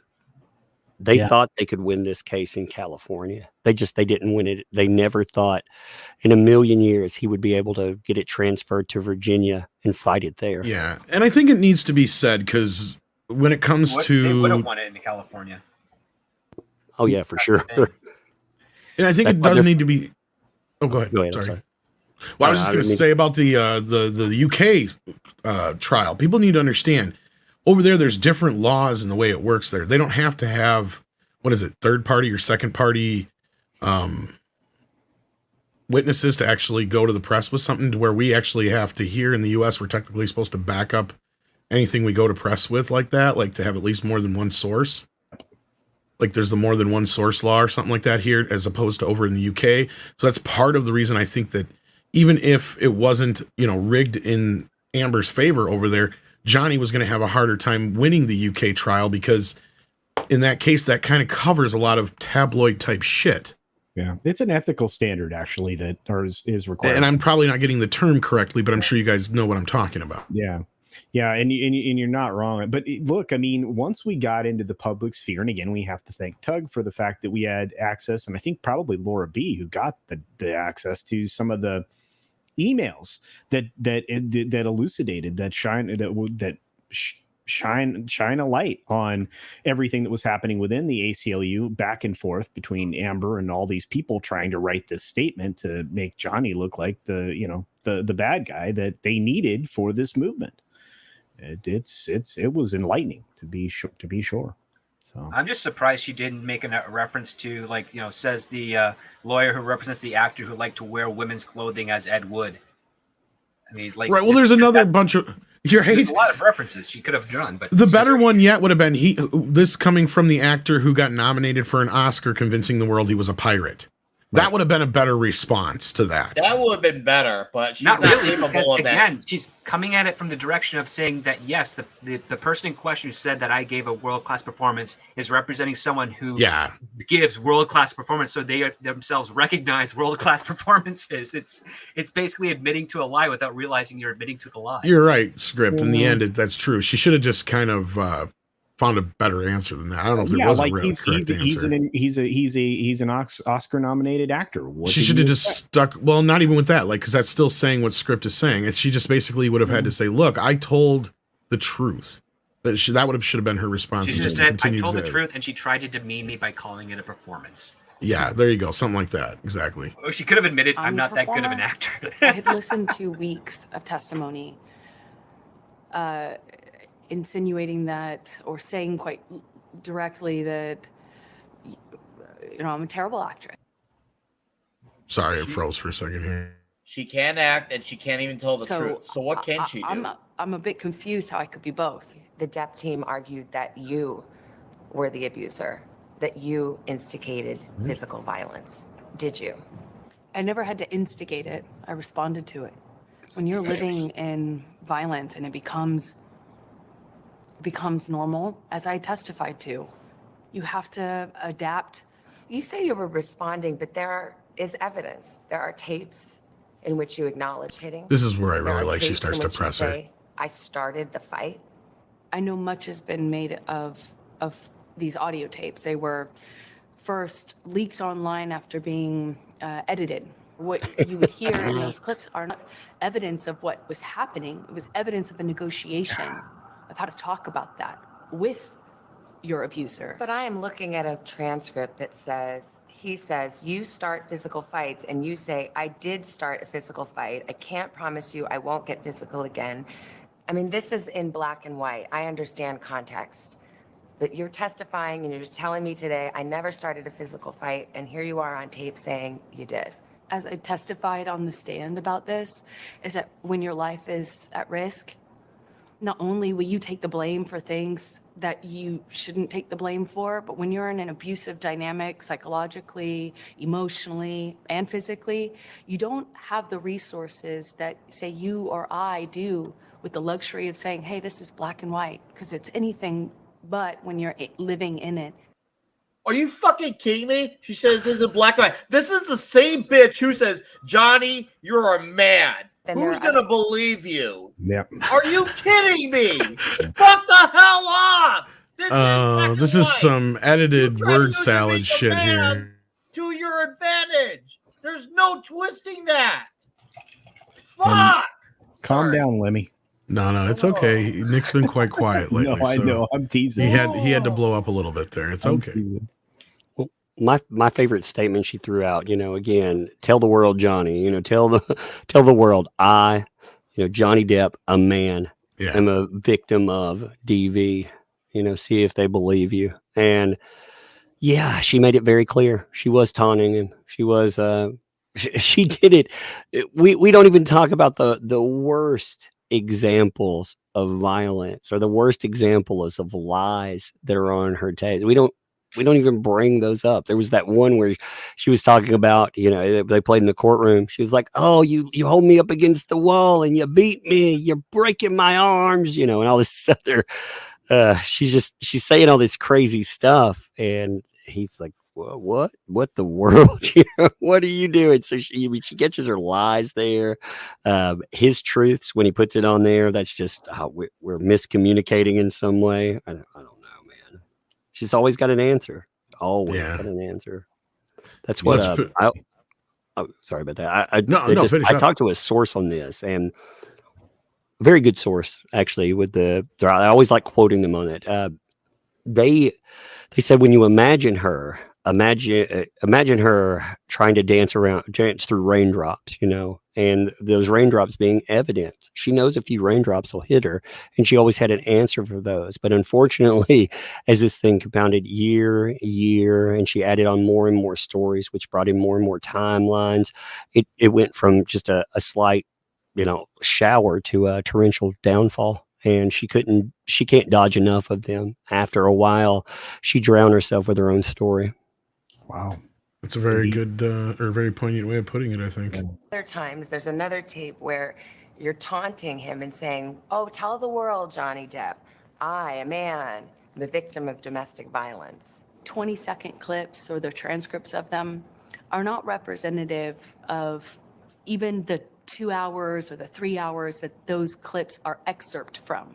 Could your side have just put the whole 3 hours in then? I'm not a lawyer. As I testified to, that was a horrible cut. Talking in those It was recordings. an awful cut. I did not make that cut. That was I'm going to play that just to let you guys know. That was a horrible fucking cut. Sorry, this was when it was lagging on me when I was. That's because they're going to have, this is out of an hour-long interview. Could your side have just put the whole 3 hours in then? No. I'm not a lawyer. As I testified to, I'm not a lawyer. Fade out. Talking in those recordings as a person, an extreme amount of emotional, psychological, and physical distress. He says he never hit you. He never. Is that a lie? Yes, it is. What about the witnesses who said they have seen you instigate physical violence? Does she? I've seen firsthand how people will. Does she even understand? Comprehend. Now, please tell me as a professional, Tug, what she just went to fucking court for. With some of these answers and some of the shit Elaine said in her interview, do these guys understand what they just lost a multi-million-dollar case over? Really? Here's the thing. When we bring in mental health, this is my one problem with the mental health labels that were thrown on her. You realize there's no mental health label that says that she's just a cold-hearted piece of shit that would burn your life down in a moment. So, of course, we've got to excuse this because it's so insane. Maybe she doesn't need an excuse, Maybe she's just a piece of garbage. She didn't ask for help either, So when we look at her behavior, she does fit the personality archetypes that Shannon Curry talked about. Again, there's not going to be consensus there's not going to be a consensus on that. There's always argument here and there, but she definitely fits those two profiles very well. And I think the testing methodology was good. One of the things that I thought was really funny in the trial, where she was trying to claim PTSD, you found out that Dr. Hughes, her expert, not only gave checklists to determine whether or not she had PTSD, but she gave the checklist to Amber Heard. So she was given, a checklist for everything you're looking for. Basically, she was coached. Here's everything that I want you to see, and that's why she tested so high on malingering, or faking it, because she identified 19 out of 20 items that we were testing for. She was using the checklist. It's insane, man. So no, she has no knowledge of self. Again, the lie is so big, but it's more than that. It reflects on the person. It reflects on the entitlement. She has never been told no. I always wonder, does this boil down really to Johnny Depp telling her no and walking away? I mean, is that all we're looking at? Some entitled, pampered piece of garbage that like to abuse people behind the scenes, and I think she's abused multiple people behind the scenes. She finally had somebody say, "I'm not going to deal with you. I'm going to walk away," and she's still trying to destroy his life in the aftermath. Absolutely. Do you think it's closer of the two? You think it's more likely that it's BPD? I'm sorry, you cut out on me for just a second. I'm sorry, BPD. My mic does that sometimes. You think it's more likely that would be it rather than the other?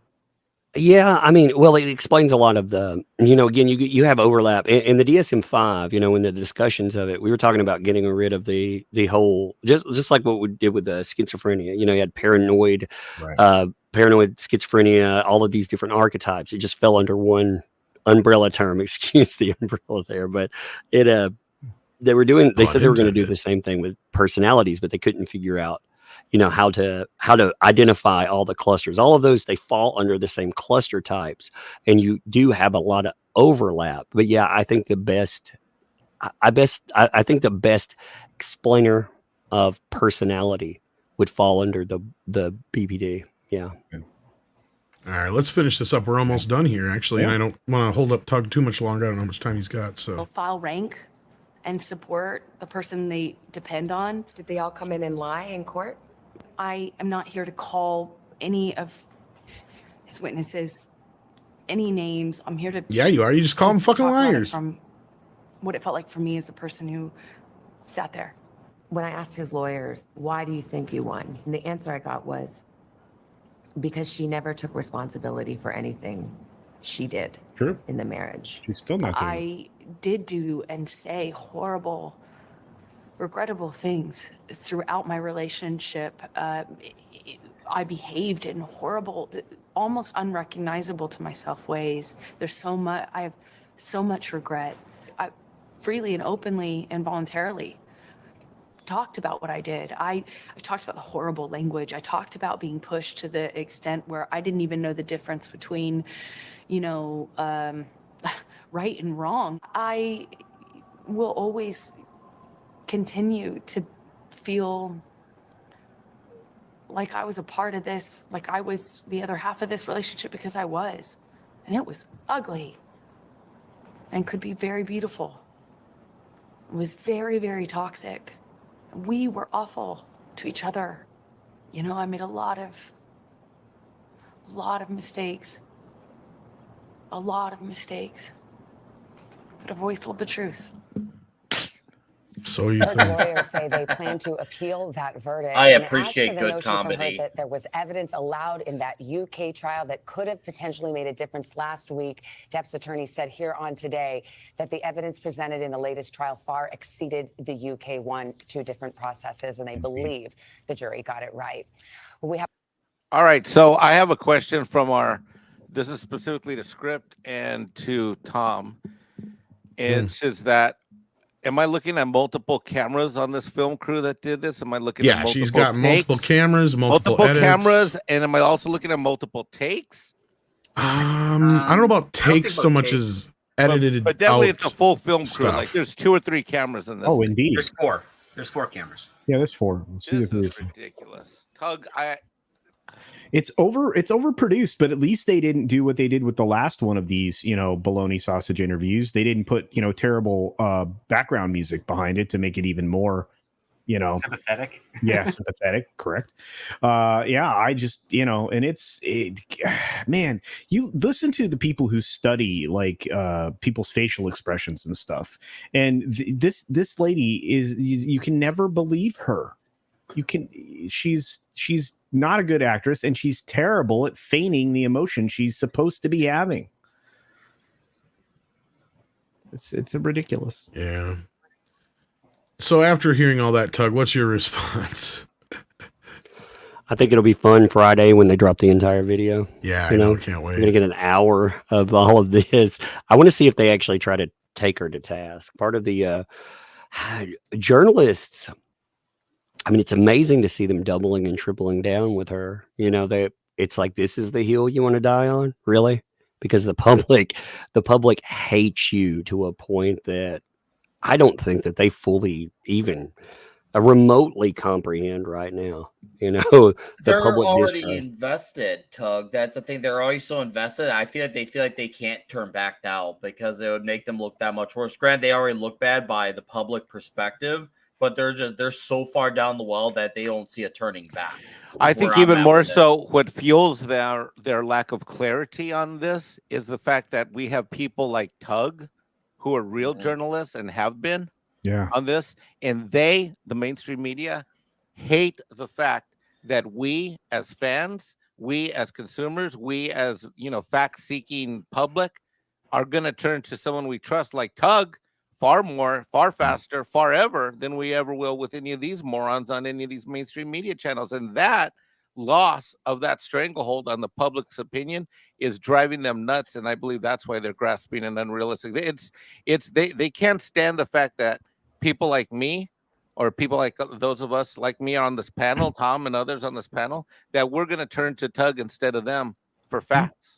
Well, and I think that's why people move over to YouTube, and I think that's why Tug is successful, and it was incredibly successful with this coverage for as long as he did it. Tenacity, of course, number one, but we say this a lot. I don't know if people realize just how important it is, but it's authenticity.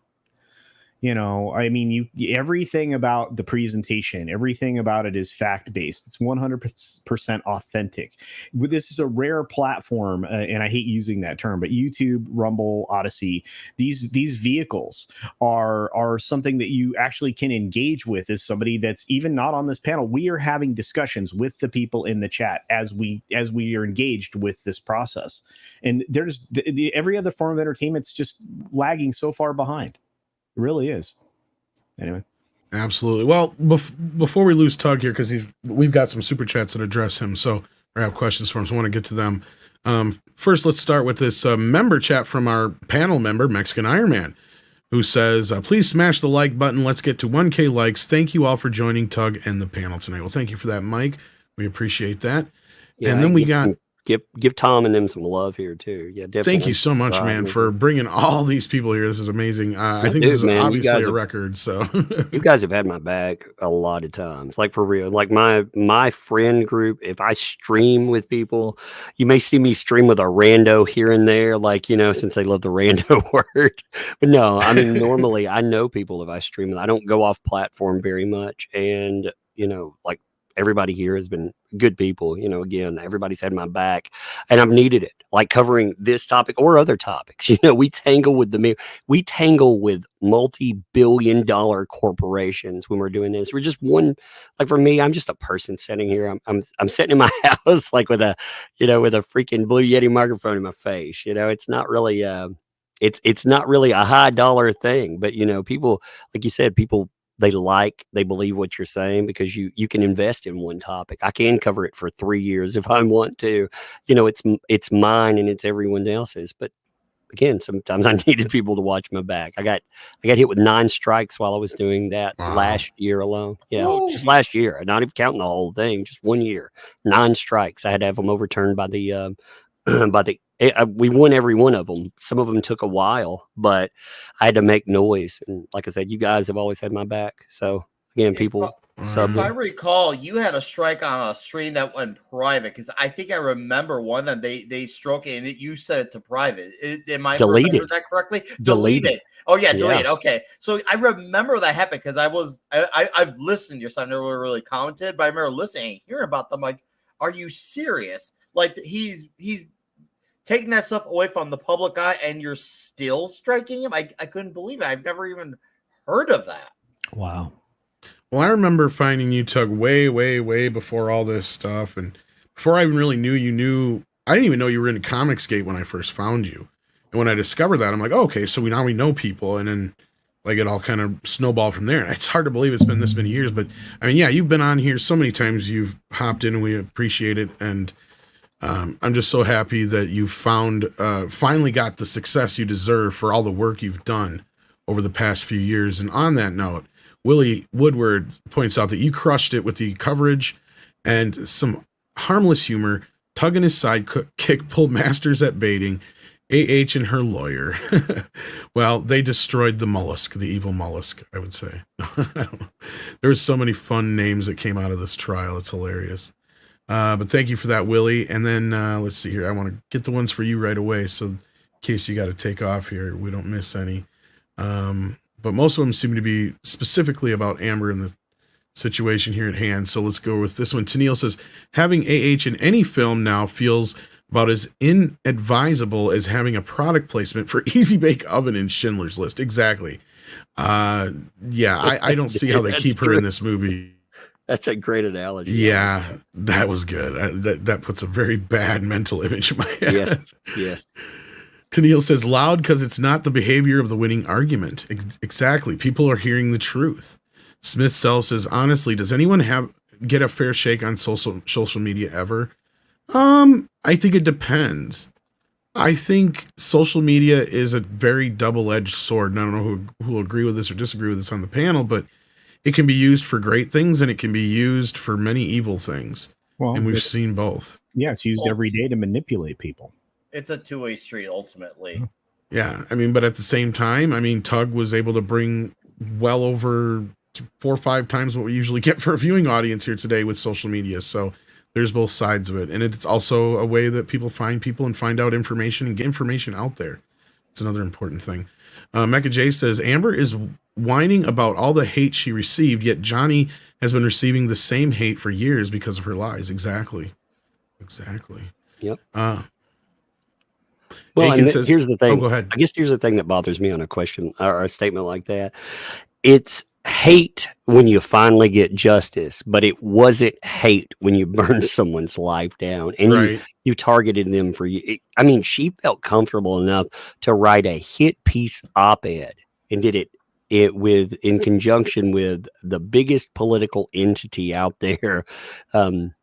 Really, I mean, they're one of the biggest, period, on either sides of the aisle in the U.S., in the ACLU, and did it through the Washington Post. All of them colluded on this, and there wasn't a second thought about it. They all felt comfortable, but she felt totally comfortable into it. Yeah, they really did collude. That's the word I would use. Aiken sends in $7.99 from Australia and says, we are fans of justice. She is a liar. YouTube won't let me spell it properly. That's funny. They probably won't let you say that on here right now in a super chat because I probably put her name in the hashtags. That's why. Oh, justice? No, liar. It won't let him say she's a liar. They shut down certain. They shut down certain keywords, and if you put like it was amazing to watch the algorithm as it unfolded. Now you can do more since she lost, but before throttling for demonetization equals throttling, so I'm just gonna call it throttling. They would throttle over if you put Johnny and Justice or Depp and Justice in a title, bam, it would get hit. It was just amazing. Using her whole name in a title used to get things hit, bam, just like that. I mean, again, a little bit of that is loosened up because she lost. We can actually have a conversation about it, but I bet you the media behind the scenes, I've been trying to get a hold of a good source with platform itself, talking about some of the stuff that was going on behind the scenes. And I've been trying to find out about some of the moves, to silence in the aftermath, because they did lose, but they're still pushing the bully narrative. So. Yeah. Then we got some that just came in here for you, and DS Ford's one of them, who sent in 1999, said, Tug, thanks for all the great info on the case. Guys like you and Yellow Flash kept me informed on this case. Yes, Yellow Flash is another good friend of the channel. Do check out him if you have not already. I know you guys are good buddies as well, and in fact, I think between the two of you, I think I kind of met him through you, if not. I think you okayed me the first time he brought me on a stream or something like that, but... Yeah, one way or the other. But yeah, Amin Danyas also sends in $27.99 from Canada. Thank you so much. It says, look after yourself, Tug, get better. Yes, you're sounding better. So hopefully you start feeling better as well.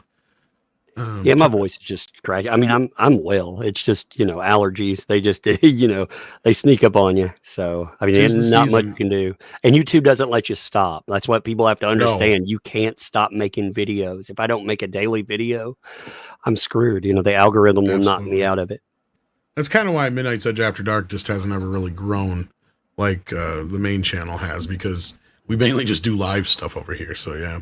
Kareen says, Tug, great work. Let's get Brad justice now. Angie is a bitter botch. I think we know what she means.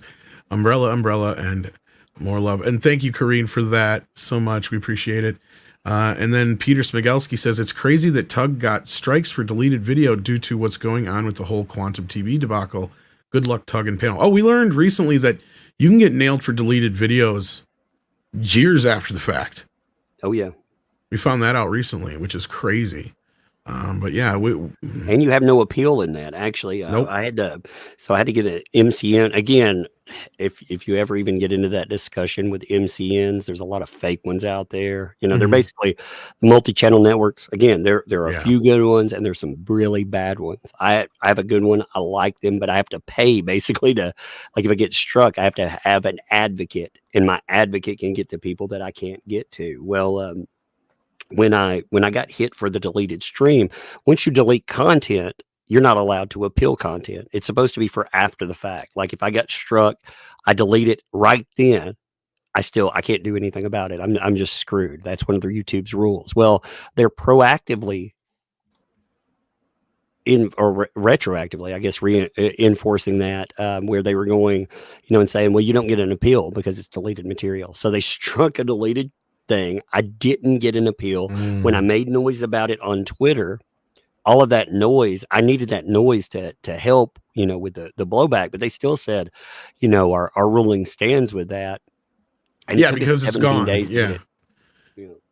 We were down. Because I had the same thing with a video too, actually. It was deleted. So they're like, yeah, you can appeal it, but we're not going to do anything about it because it's not there anymore. So I had to get the MCN involved, and they did eventually get it removed, but it took, like I said, 17 days. Wow, I'm glad to hear you got it figured out, though. Tennille89 says, Script Doctor Facts. How dare you, sir? I object on the grounds of, I'm really sad and cross and not going to tidy my room. So there. So that. Well, there'll be no rabbit chicken tacos for you for dinner. That's right. Smith Self says, does anyone actually believe Heard regards the folks on the jury as either peer or an equal? No. No, she's called them pretty much idiots at every chance she's had a chance to discuss them. So no, she has zero respect for them. Nicholas Horton says, hail Tug, great job on covering all these trials over the last several years, whether it's Vic's situation or this Johnny Depp and Amber Heard trial. You deserve to have a nice, decent, relaxing, I think he means vacation, but yes, that would be nice if YouTube would let you. Yeah, I did go on break for a week. I took the family to go on. Again, it had to be a working one, making videos. I mean, right now I'm happy. I mean, I'm in the algorithm. The channel is performing remarkably well. So it's not like everything's going good, You've earned it. So Mecha J says, Tug, what are your predictions for Amber's appeal? That's a good question. I'm sure we're all kind of thinking the same thing. She's not going to win. There's no way. There's just absolutely no way that she can win an appeal. Like she's going to she'll appeal on again, you can already see the foundation she's trying to lay for it. And I think it's funny that she keeps saying that she wants all of this stuff out in the public too, but she's trying to, she's trying to introduce a lot of this stuff under seal too. So she wants about half of that appeal under seal, where you and we don't get to know what goes on exactly. And but I don't think she has it. I don't think she has a snowball's chance. I was gonna say, you don't even think it'll make it to. I mean, maybe she can make it to a specific. You never know. You never know if you might be heard, or, because it's so big. She might actually have her appeal listened to. I mean, you can't ever say, that's not going to happen. I don't know, but I don't think that she has, like I said, a snowball's chance of actually winning. I agree. Anybody else got anything else with that? Didn't think so. Angie, on the case of YouTube here, Angie Cordero asks thoughts on Discord as a platform to replace YouTube. I'm not a fan of Discord. Same. I don't know. I don't know if it has that capability or possibility. Yeah. No, I'm not. I don't use Discord at all. Me neither. It's like a spam. It's literally like a spam repository. It drives me nuts. Well, and the other problem is they can hit you even harder and for no reason over there. Yeah, if you have nothing to do with Discord, Culture's right. You can have a problem somewhere, anywhere in the world. If it's just because you exist. Yeah, you said the wrong thing. You will be removed from there without question. And yes, Tom is our biggest fan of our Lord and Savior, Gilded. That's right. Which is the Discord alternative. Which fuck you, Gilded! Without all the draconian BS that comes with Discord. That's one of the reasons I hate Gilded, is because it's just as disorganized as Gilded. I just the thing with YouTube, or vice versa. When we talk about an alternate platform, people have to move there. I mean, that's as simple as that. I put all of my videos on Odyssey, for example. And I appreciate people who watch them there, but it's nothing compared to a YouTube, because the majority of people go there, and I'm not gonna, some people are saying, well, the next wave is TikTok. No, I'm staying away from that too. I put up a short form, like I'll make it with their creator, because I like their little creator tool there, but I freaking hate short form videos. I can't say anything. Like, listen to me now. I can't say anything under 8 minutes. So I can't do a short form video. Yeah.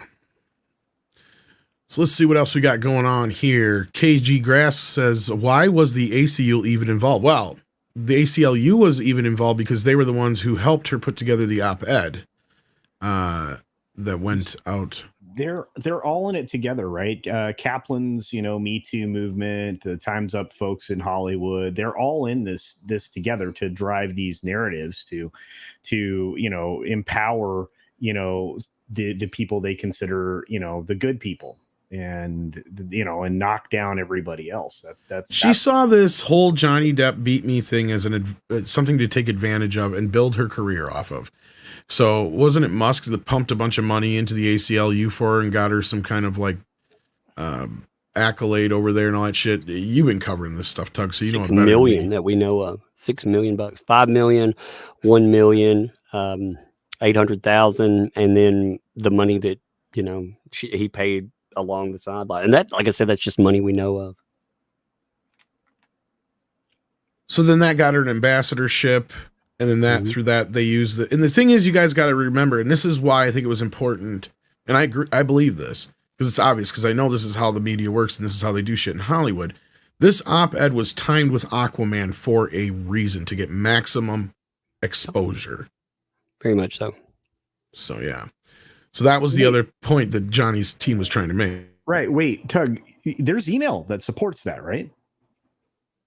That supports that time. I think there was even a line from somebody from the ACLU who actually said that. Yes. Those There's email. What happened was they probably would have never gone forward with all of this stuff, but that attorney Eric George, she, for some reason, waived attorney-client privilege and allowed him to be deposed, thinking, he would only detail a few outlines. Well, the thing was that because of Adam Waldman, they knew a lot more. I mean, a lot more than they thought. And they hit Eric George hard. And he told everything. He told absolutely everything, and he had emails to back it all up. So she overplayed her hand with that. She thought that JD's team, if you thought what you saw from people like Camille Vasquez, were fiery. Oh my God, Adam Waldman, he's somebody. He doesn't look menacing, yeah, but God, he's good at this stuff. Like, he is a beast, and he knew this case inside and out. I would have loved to seen him actually be able to litigate this. They got him kicked off the Virginia case early on. They actually got him kicked out of that because of some weird BS. But yeah, anyway, he found letters. So all of that is totally backed up. It's crazy. People should look for. I ended up through a source ending up with the deposition. Usually, you'll get you'll get like witness statements, but you won't get the actual deposition copies. But I ended up getting the deposition of Eric George, and I put it out in the public, and Nice. it is. Yeah, it's great. Oh yeah, I covered it for a week before I put it out there, of course, because it's you're going to cover it. You're going to get what you need off of it, making sure that people understand it. But after that, I dumped it into the public because why wouldn't you? Yeah, and I've loved your car. Like, I've tried to keep up with it all, but it's been so crazy and fast that I'm sure I haven't seen all your videos yet, but I've been trying to keep up with as much as I can. And Stephanie says now her dog is upset and hates Amber. Well, did she step on a bee? That could Probably be a problem. PTSD. Wah, wah, Yep, that's wah. it. Gonzalo Vergali sends in 150, I think that's Uruguayan pesos, if I'm not mistaken. Thank you so much. Says she spent 6 years telling the abuse started in 2013. I can't help but wonder what clusterfuck would have been if she hadn't had that week off to sort her story. Oh, you mean from the case? Yeah, yeah, at that point, I think she'd already lost the case. I don't think there was any chance she was going to win. I don't know about you guys, but I mean, there was a point where I was like, I'm not so sure. And then we had like the Hamada and a few other things come into the case. And I'm just like, yeah, she's done. Like, that was kind of it at that point, because that blew a hole in a lot of her counterclaim. And Johnny had enough evidence and witnesses by that point that I think that the jury had made their mind up. So, yeah. And then we have, let's see here, Edgy Number One, who says, check out Black Belt Barrister's channel. I'm not sure if I'm aware of them, but his commentary has been interesting. He thinks there could possibly be an avenue for JD to appeal the UK case. Now, is there even still a chance for that, Tug? Or? I mean, he is a barrister there, so he, he would know better. I mean, I know they ended up, knocking out their typical appeals, but I mean, they've been talking about, again, I've been away. I haven't talked to him, so I'm not, current on everything that he's been talking about. And KG Grass asks, why didn't NBC pull the interview off of YouTube 3 hours after they posted it? I cannot answer that. You can still get to it through their, it's probably because it's through their, they want everybody to go to their actual website, and that's why it was being a pain in the ass for me. Because it was technically being fed through YouTube, but it was like through their proprietary player via YouTube. So it was like being a pain in the butt. And that's why I just kind of recorded it, because it kept flipping to the next video and all this other crap. So it's just like, this is a pain in the butt, and going to ads and stuff. So that's probably why they probably put it up for that specific reason. And it never meant to be seen by everybody that way. So it's hard to say, because not to like jinx myself or anything, but they haven't said anything yet, and then surprisingly the stream is still monetized. I did an entire video on it too, covering it through, and I'm going to cover it later, probably an hour, staying off you guys, but I figured I would, since I'm up and about. But one place you can always catch this that they don't pull things down from, again, quality, but it's usually on Twitter. They'll put it up and they won't pull down whatever they put up there, because they got 1,000 likes off of it, so they're not going to give that up. Yeah, and no, Kojak is a he. I'm sorry about that. Didn't mean to misgender Kojak, and Kojak did not step on a bee. And Shepherds, no, this is correct. Yeah, Sadie's mouthy though. She'd just be like, "Raw, raw, raw," meaning shut the fuck up. If she heard Amber talk her shit. So this is a good question for you. Was there any truth to that she used her mortgage insurance to pay for the trial? I know a lot of people were talking about this, Tug. What was that all about? Do you know? I've heard again. I've heard a lot of that. There's a lot of speculation over how things got paid for. The only source that could truly answer where the money came from is Amber Heard. But I mean, Yeah. there are some. I have my own theories on who paid for this thing. The mollusk. Yeah, I believe. I mean, he had again. When you look at, she had involvement in 2 giant court cases. I mean, she said that she pulled down. In the middle of the trial, she said she'd already paid over $6 million for that. Jesus. For that. I know, I can't believe that, but yeah.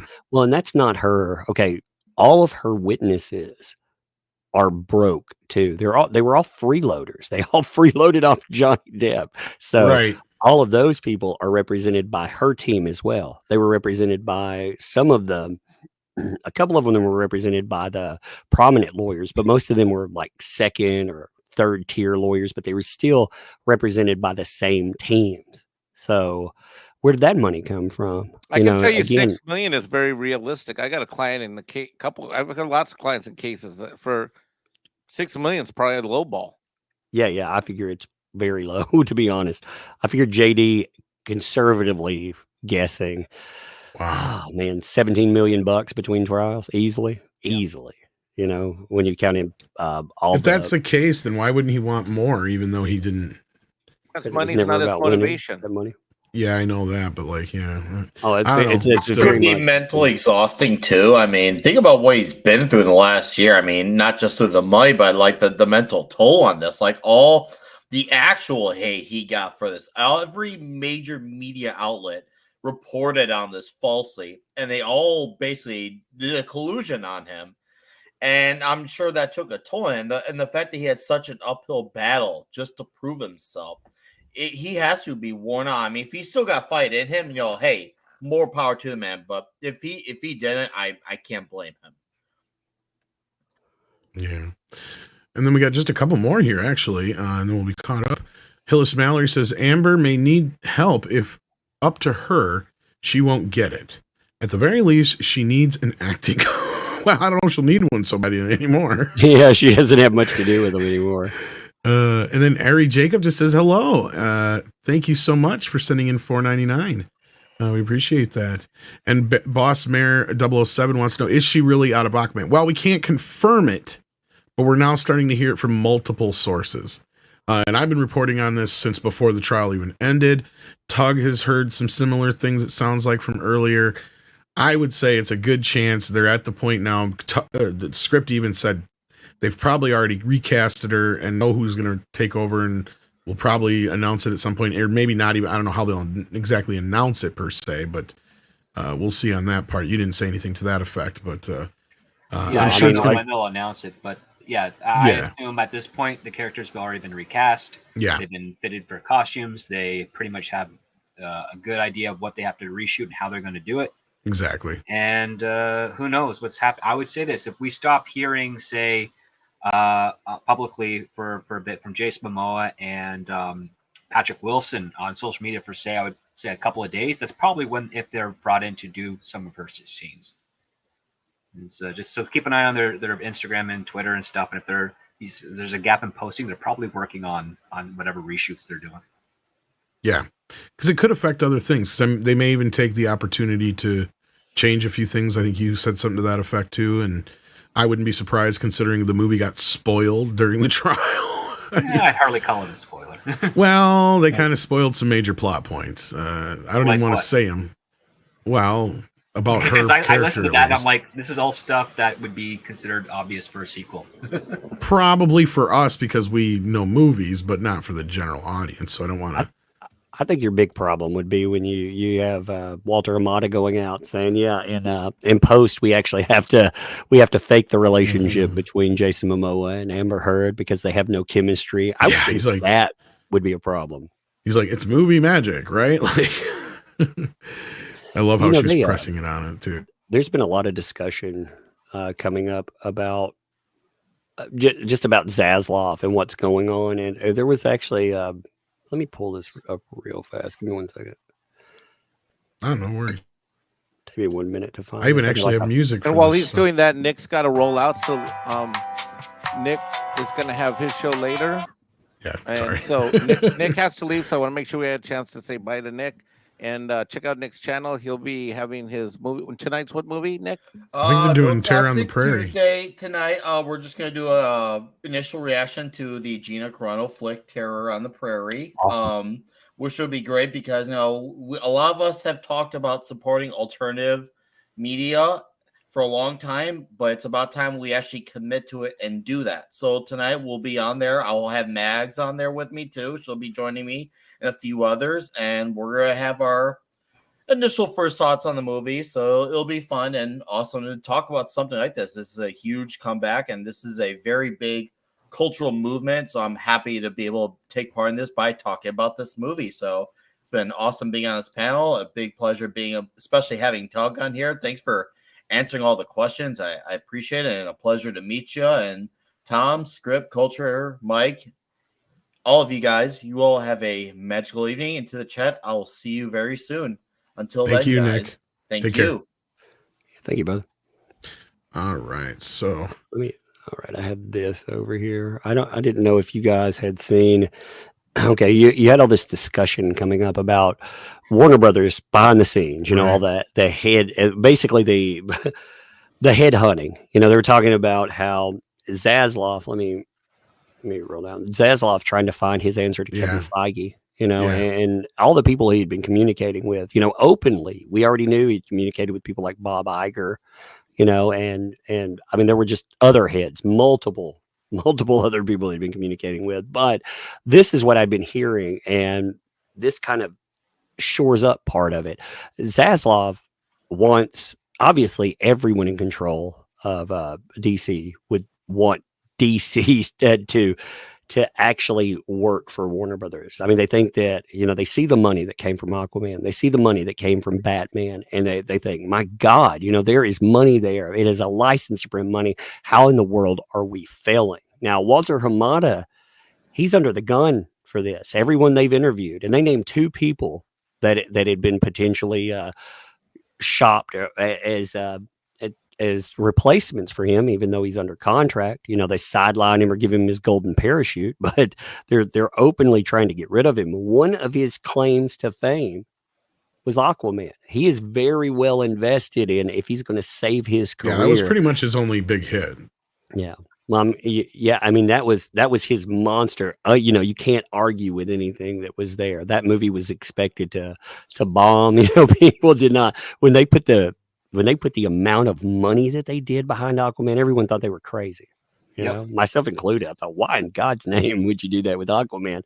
But Jason Momoa was, you know, he worked perfectly for what they wanted. And now, again, 7 days after the trial, you know, looking at that, I think some of it, I think there's a lot of things in play. I even wonder, and I speculated in this in a video, and again, it's all speculation. But I wonder if some of this stuff comes from Walter Hamada seeing the writing on the wall, and he's like, "Yo, I can turn this into a win. You know, I can win with Aquaman. Watch, we'll salvage it. I can get it. Either that, or, you know, with him going out the door. I mean, if they've actually decided something behind the scenes, then they're actually trying to figure out what the damage is. They're trying to." That's kind of more what I've been hearing. Yeah. That's Hamada's time is up, but the thing is that he has a great resume compared to the previous heads of DC films. By comparison, number 1 for profitability, and 2 for reception, audience reception. I mean, aside from, I think his biggest bomb was Birds of Prey, and everything else of that was considered far more successful than it had any right to be. Like Shazam did well. That was going to be basically a forgotten film. It's got a sequel coming up, and it's got the spinoff of Black Adam. Aquaman broke $1 billion, which nobody was expecting. He fumbled with Joker, but he's still taking credit that, you know, he gave it the investment it got. So yeah, he's got a lot of leverage on that side of things to say, yeah, listen, I was getting it in a good direction, but if you guys want to get rid of me, that's fine. You know, I'll stick around till the end of my contract. But he's going to be able to basically turn that reputation for his next gig, and they'll probably be much more lucrative than what he's getting at Warner Brothers right now. I think working with all of these crazy people too, like Ann Sarnoff sounded like an absolute wreck. She was. It turns out, again, they never said this publicly, but it definitely turned out that it. I always thought it was what's his face, Sklar, the main man that decided to axe Johnny Depp, but actually it was Ann Sarnoff. She was. I would say, yeah, that's not really where he came into play. Yeah, no, it was Killar's job was more so to trim the fat in the company. It was more Sarnoff and Emmerich's call, yeah. Well, she for some reason, she decided that he was the perfect example. Again, we can talk about that. It probably has some social component and everything else, but she decided to not only fire just one person, but to back Amber Heard and to back Ezra Miller. Those were her big moves. Man, what a smart move that was. Oh, I know. And that's what I've been hearing too, is Hamada, he's on the line for a lot of this stuff now too. And that's one of the only, and going along with what you're saying, it's kind of the only reason I think he's still in the building, at least from my perception, from what I was told, because he's technically done. But if for, let's say, some fucking miracle that each and every movie between now and Blue Beetle and Joker 2 happens to be $1 billion hit or close to, he might be able to save his ass there, but I think Script's right. I don't think he'd stick around even if he did. At this point, I think he's done. He's out the door. As you said, Tug, they've been looking for several people we know. They just asked, I can't remember what's her face, if she wanted to take the job. Emma Watts was one of the people that they asked if she would come over and take the job, and she said no. The other person we know that was bantied about was the one who was just fired from Disney, Peter Rice.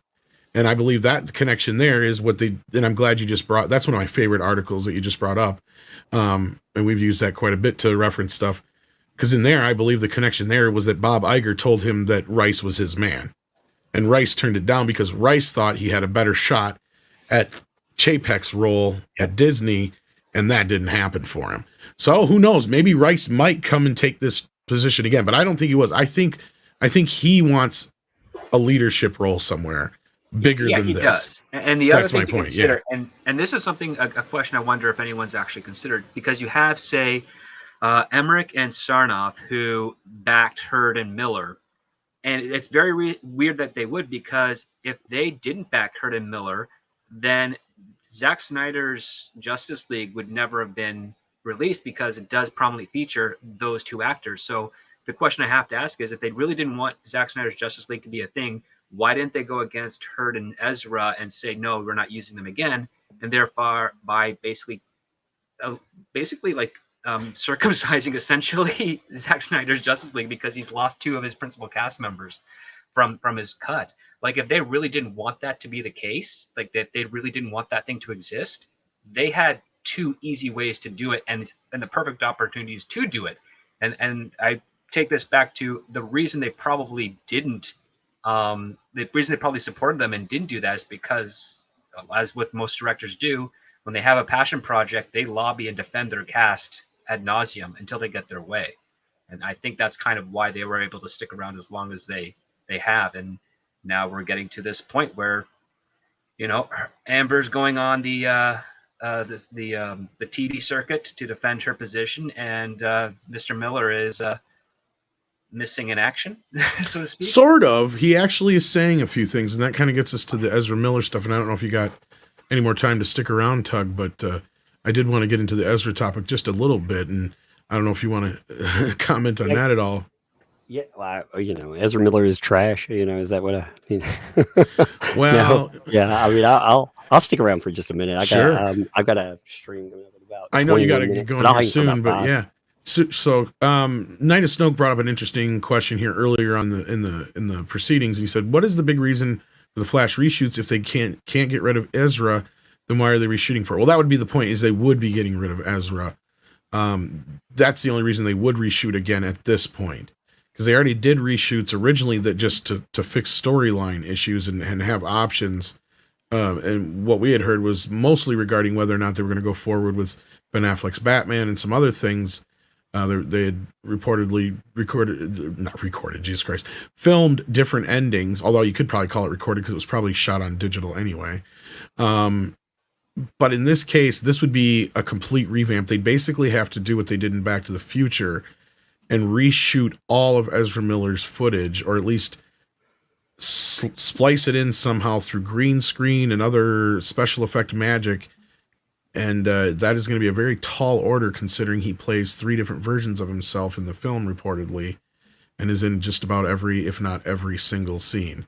So that creates a big, huge problem. But that's one thing we're hearing is on the possible table at this point. And then Ari Jacob actually had another super chat here. I just saw this. Tug, did you catch that Taylor Lorenz retweeted as if to expose how Savannah Guthrie's husband consulted with Depp's team, even who SG did disclose? Did you see that? Oh, well, I mean, she's God. She's Wait, what is Ari talking about? Oh, wait, Savannah Guthrie's husband. Yeah, so Samantha Guthrie, her husband, she did a disclosure at the very beginning of the first thing where her husband had done some research for JD's team, and she disclosed that at the very beginning of the interview. Which, why, if you're going to bring in somebody to do this interview, why bring in anyone? You need somebody that will hit hard. Why bring in somebody that might be a little scared to go in all the way because they're afraid their integrity might be questioned for it. I would have brought in someone different. But yeah, you have Taylor Lorenz, sharing that, and it's hilarious considering Taylor Lorenz, just the absolute trash fire that she managed to start. I've got to tell you how bad that stuff went for Taylor Lorenz. I actually had God, what's his name? Give me 1 second. I have to look. Actually, I have Oliver Darcy, the CNN senior media guy. He's actually was taking up for me because of that trash fire with Taylor Lorenz. I thought, man, Fox on my side, CNN on my side. They really hate Taylor Lorenz. And the funny thing is that you're that umbrella guy. Like she has like a media name, right? And that's, I'm sorry. Oh, and he's also chairman of Johnny Depp's Twitters. He got an upgrade. Yeah, that was an amazing one to find out about. I'm the head of the Twitters. Yep. You're the head of the Twitters. Wow. The Twitters. Yeah. That's big. That's really big. I was like, wow, I didn't even know that. That's like king of the world. Yeah, exactly. Man, I need somebody to splice my head on top of the Titanic scene. Yeah. I'm Leo's king of the Twitters. Oh God. Thank you for that, Ari. Did you all keep up with all the insanity with Taylor Lorenz? That was a lot of fun. Not so much with that stuff, but I'm aware of the name and some of the business. Oh no, she came. So she came after. She tried to do.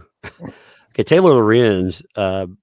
She's working with the Washington Post. They're the one who's wrote the op-ed, right? So they decided they would go after their first move in all of this counter-strike would be to go after YouTubers for making money. Well, she lied. She put out misstatements about Adam Waldman. Yep. She lied about a bunch of YouTubers, but she put in her article that she contacted myself and that she contacted the YouTuber Legal Bites. Well, I knew full well she didn't contact me. Yeah, so, I remember you calling them out. Yeah. Your videos were epic. Yeah, that got picked up by Fox. That got picked up by CNN. It made a week-long media war, essentially, that went into the Washington Post. Because, it got so big that the Washington Post themselves, she blamed it on an editor. And apparently that editor lost her promotion because of all of this stuff. So, wow. Yeah. And it caused an internal war too. I was like, man, I feel good about that. I wonder if that editor would ever reach out to you. They're welcome. Like I said, I would definitely for redemption. Well, yeah, they could definitely, if nothing else, throw Taylor Lorenz under the bus because I'd be totally open to that. Yeah.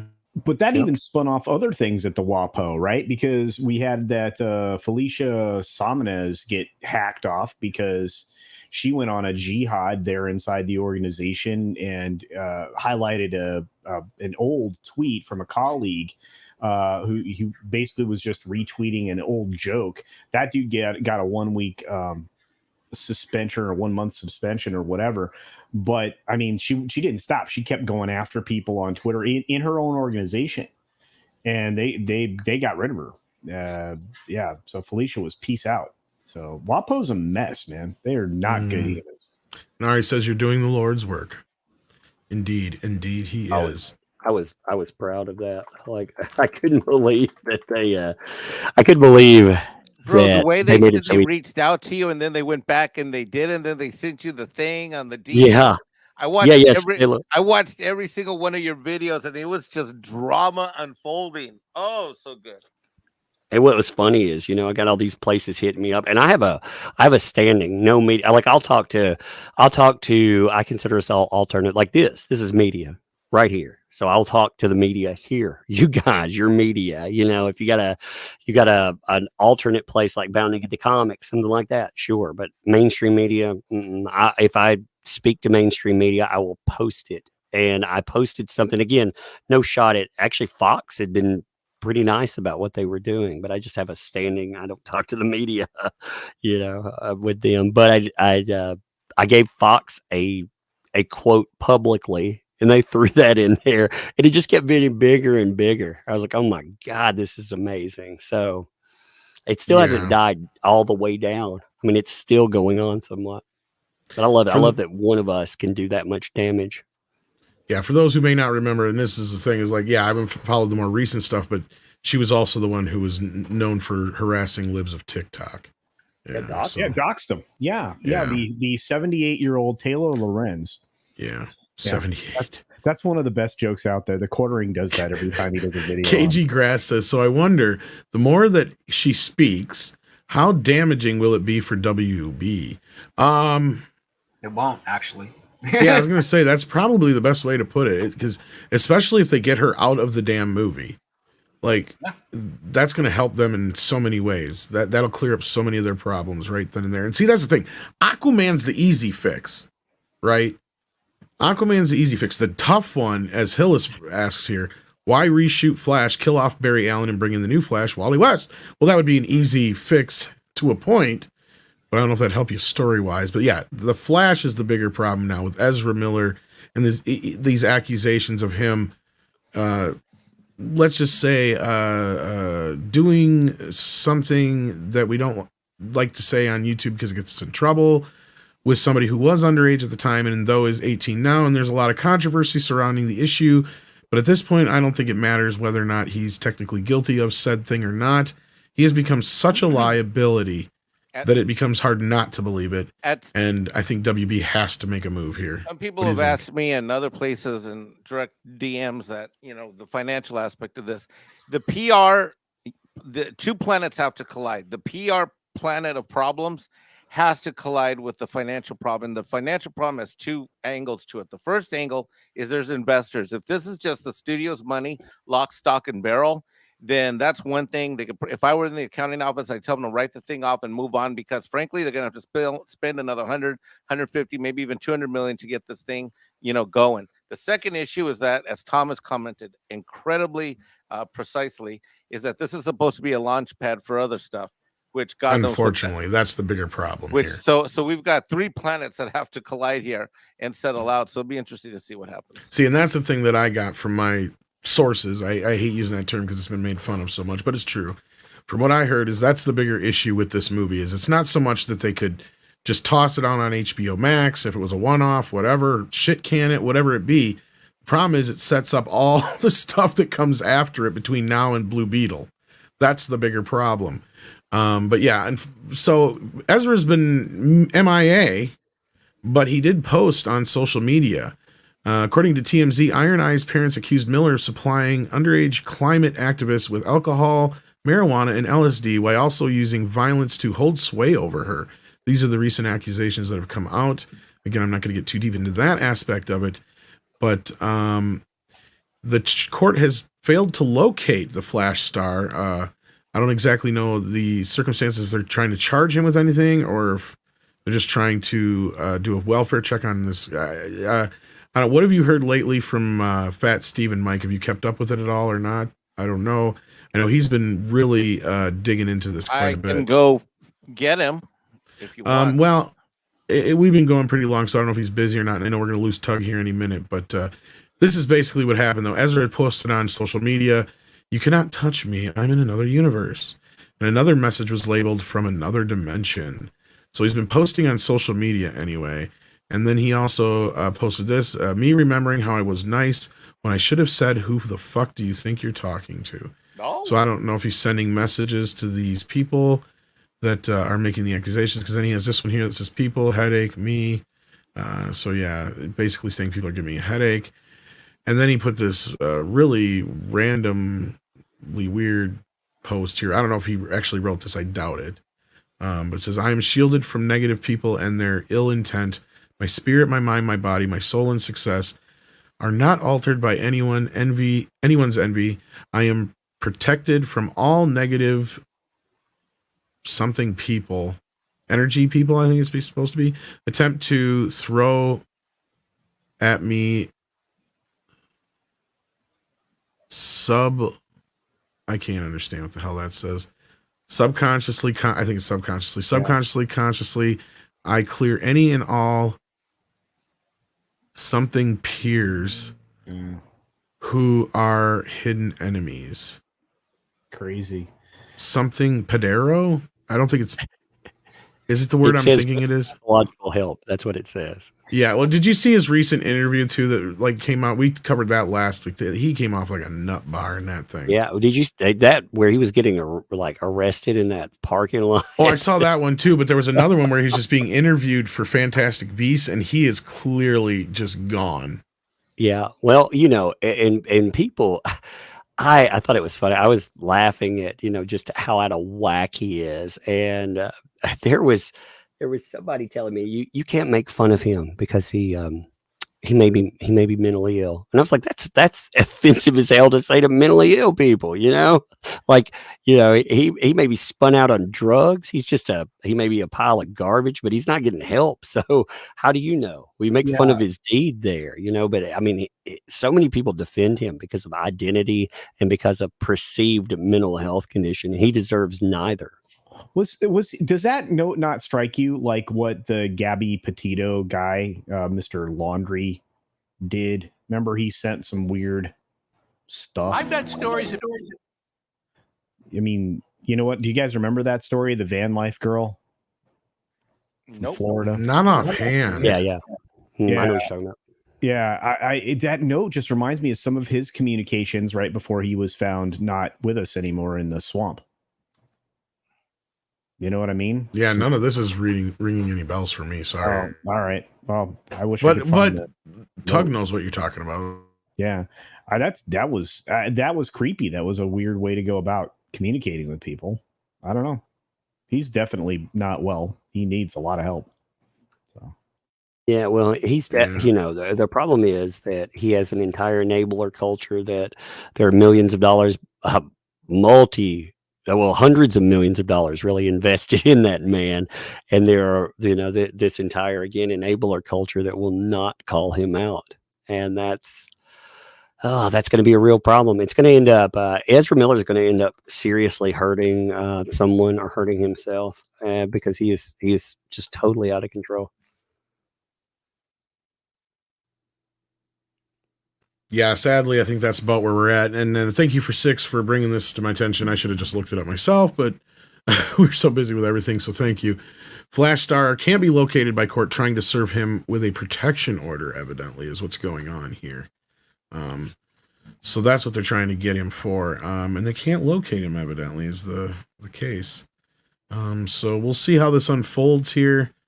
But as far as the individual himself, yeah, he clearly needs help before he hurts somebody or himself even worse than he already has. And if these other accusations are remotely true, then he clearly needs to be brought to justice.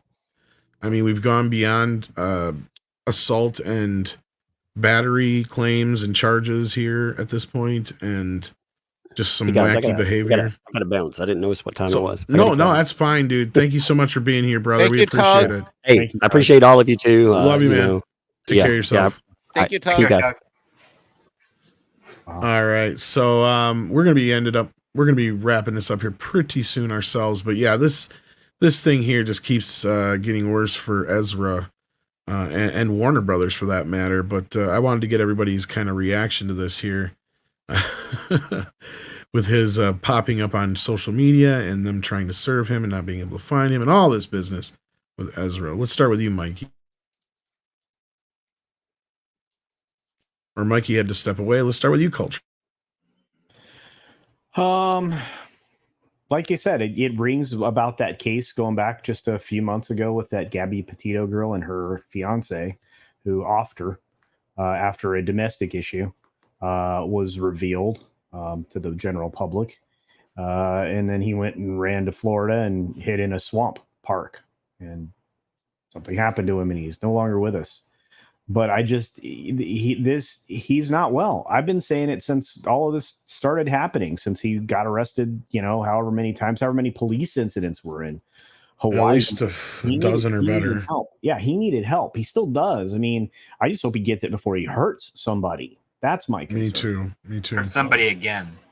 Yeah, again, well, exactly. Yeah. Oh, yeah. I guess some poor lady. The chair incidents, the choking incident. That's hurting people. Exactly. Now, Script. Give your personal point of view on this, your professional point of view on this. Where do we go from here with this kid? I mean, not we personally, but the business in general and whatnot. I would reach out to his parents, and I don't care how old he is.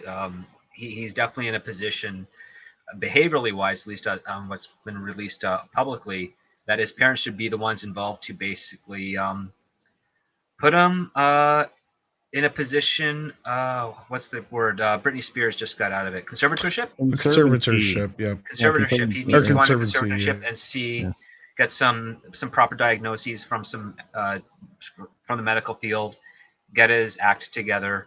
On the professional side of things, again, I know it's a long shot. It's probably not going to happen, but I would cut up all the stuff of the Flash that does not involve him in it, and reappropriate it for other projects for the future, and just toss the rest, because it's even reshooting the film, you're looking at an overall cost of $500 million just on new productions, reshoots, re-edits, new advertisements, payouts to certain actors that cannot come back, payouts to Ezra and his whatever deals he has with his contracts. And then you're also trying to bank that you're going to be able to make your money back, which will be impossible at that point. It's going to be a Rise of Skywalker situation, which they did not make money back on that film at all. And it grossed $1 billion. I guarantee you they did not make a cent back on that. and agreeing with you to a point, but also looking at it from the perspective of they have to make something back on it, even if it's at a loss. They still have to be able to bring some money in. They have to circulate it. And the other part, too, is that you can make a claim of fiduciary responsibilities, but I would say if that product has the potential to do more damage to the studio than not, it would be the fiduciary responsibility to not release it. And that's a good point, too. That's the other part, too. And you know what? It would also be a very ballsy move under ZAP laws to say, I am not handling this type of crap ever again. I have no problem burning that money, even though I have to get $3 billion in synergies. I'd rather burn that $200 million plus and just ignore it and focus on the stuff that doesn't have the controversy than try to fix basically a house that has been burnt to the ground and is only ashes left.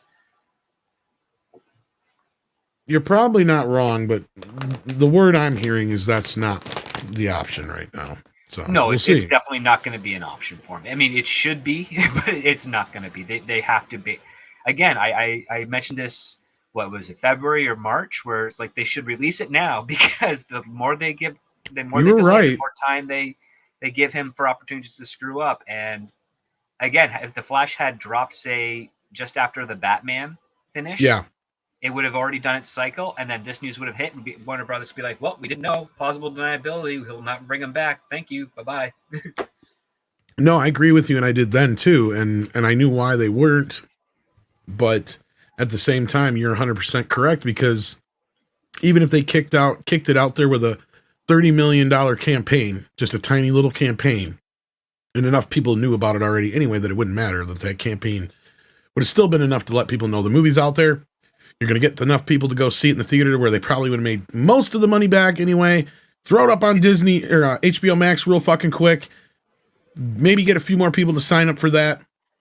Cut your losses from there. You're 100% correct, because at this point, they probably would have made the Batman money just on Michael Keaton alone. Exactly. Now you have another liability here, and you're 100% right. Now they've gone from a situation where they probably could have fenced maybe losing $50 million at the end, $100 million at the most. It'd be more on an average of like they'd lose the equivalent of the budget of the film. If they would have released it then. That's my point.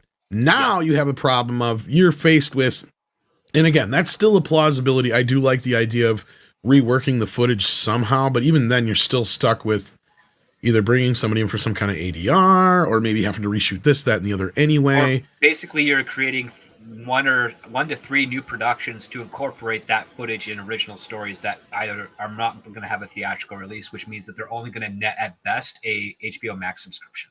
Exactly. So at that point, I see that as only their last resort, along with not releasing it at all. But that's the thing, and that's kind of goes back to the original problem that they have, and that is that this sets up so much going forward that productions that are already done. And if it were productions that weren't done, that would be okay, and I could see them more justifiably going, you know what? We're just going to scrap this one. We're just going to scrap it. Nobody's going to see it. Maybe throw out the Michael Keaton scenes for fans here in a couple of years at a DC fandom for fun, just for whatever, Teasers for shits and for giggles. A Batgirl sequel or something, you know. Something, but I just, at this point, they probably could have, there's at least enough time there to reshoot a beginning of that, to set up what's going on there, to reconfigure that, than to release this film. But that's the thing that I'm getting from them right now, is that at least the last time I spoke to anybody is that they're stuck in this position where they're kind of gonna have to reshoot this thing again, and they're gonna try and probably find a way to do it the cheapest way possible, quickest way possible. I can see it is they cast someone new to play the Flash, and they're only replacing one of the multiple versions of the Flash, and they rewrite the ending to make that new version of the Flash. So they keep the Ezra, the bad Flash, and the other Flash or whatever. Yeah, exactly. Because if people already hate him, then what's better to have than a villain people love to hate? You know, there is a way to do, and I know this is a version that people have posited to us too, and it's doable. And I see what you're saying, but actually you flip-flop that, or no, you keep it the way you said, because then at the end you just kind of reconfigure it somehow through editing and or some kind of ADR with that new actor or something, to where that other Flash that's the alternate Flash takes over for this Flash somehow through the multiverse magic. Exactly. Well, you just have some sort of multiverse thing where it's like all of those Flash have to do something, and they say only one of us is going to survive, and then the audience is going to know the one that survives is the alternate, right? Yeah, it's the new face, the one of the three that we've been following this whole time. And that's an easy way around it too, and that's a plausibility. But still, I think him being in this movie, especially if these charges go somewhere from here, or not charges, if these accusations, I should say, sorry. Go somewhere from here, escalate to a charge or something. Yeah, exactly. Then they're stuck in a point where even if he's still in the movie, if you got that little leeway out of there, it doesn't matter. He's still in the fucking movie. That's the problem they're going to have. So until we know more, there's not much more we can say on this. But we're going to be wrapping things up very soon. I want to thank Roxanne Walker for becoming a member. And Bryant Barth wanted to know earlier, how does Johnny Depp return to movies? Well, as we've said before, we see him probably doing a few smaller roles. We already know he's going to be doing, was it King Henry the Fifth or something like that, and some upcoming film he's going to be playing. And see, that's what I see him doing, is like some, more elaborate stuff for him to kind of embrace being an actor again, and people reminded, oh yeah, he's a good actor. And then about a movie or two down the road, he'll probably make some deal with Disney, and I bet you he'll return as Captain Jack Sparrow. In fact, isn't there already a change.org signature thing that went way above its and beyond to get him back on the Pirates movies? I fully anticipate that because of the fact he was able to preserve his relationship with Jerry Bruckheimer and vice versa. I think that's the biggest point. I think that's the one. Yeah. And it's hidden, and he's also not necessarily directly dealing with Disney in that respect. It's more Bruckheimer than Disney. Yeah. Even though Disney owns the property, yes, but yeah, he preserved that Bruckheimer relationship. I think not pulling him in on the case, all that other stuff, really, I think it set a good position for both of them. I think that's going to be where he goes from there. So This has been an amazing show. In fact, I think this is probably a record setter for Midnight's Edge After Dark. I'm willing to bet that. Oh my gosh, thank you, Paul. I did send you the link a little bit ago. I don't know if you saw it or not, but you're probably busy or eating or whatever and just listening in. But thank you so much. Let me see what it is here. I got to switch over to my other window. Unless somebody's got it already. He's going to get a Paul. Paul. Chato. Here, I'm going to do it in Spanish. Chato. But he'll remind you he's Hungarian or whatever. But yeah. My thing is taking forever to catch up. Does anybody got it up what his sticker is? It is a Call Me Chato $5 Canadian. There's no sticker. It's just blank. that. Oh, it's just a straight up super chat with no comment. Oh, okay. I thought it was a super sticker. My bad. Well, thank you for that, Paul. You did not have to do that, but we appreciate that, man. And you can see Paul pretty much every Friday on Midnight's Edge in the morning. He has been there so far. I don't think he's missed a Friday since. So yeah, he hops in and joins us for as long as he can. Sometimes he hops out for lunch and comes back in, but hey, he's there. That's all that hilarious. Matters.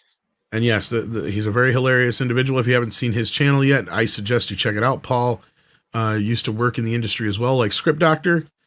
So check that out. Well, Script Doctor still does. So, to be clear on that, I didn't want to make it sound like Script is like not working, because that's part of the reason. Yeah. Script Doctor is enjoying his tea and scones at high tea. No, actually, that's the reason why when Script is not here on MEAD is usually he's dealing with a meeting or working on something or sleeping from working the night before.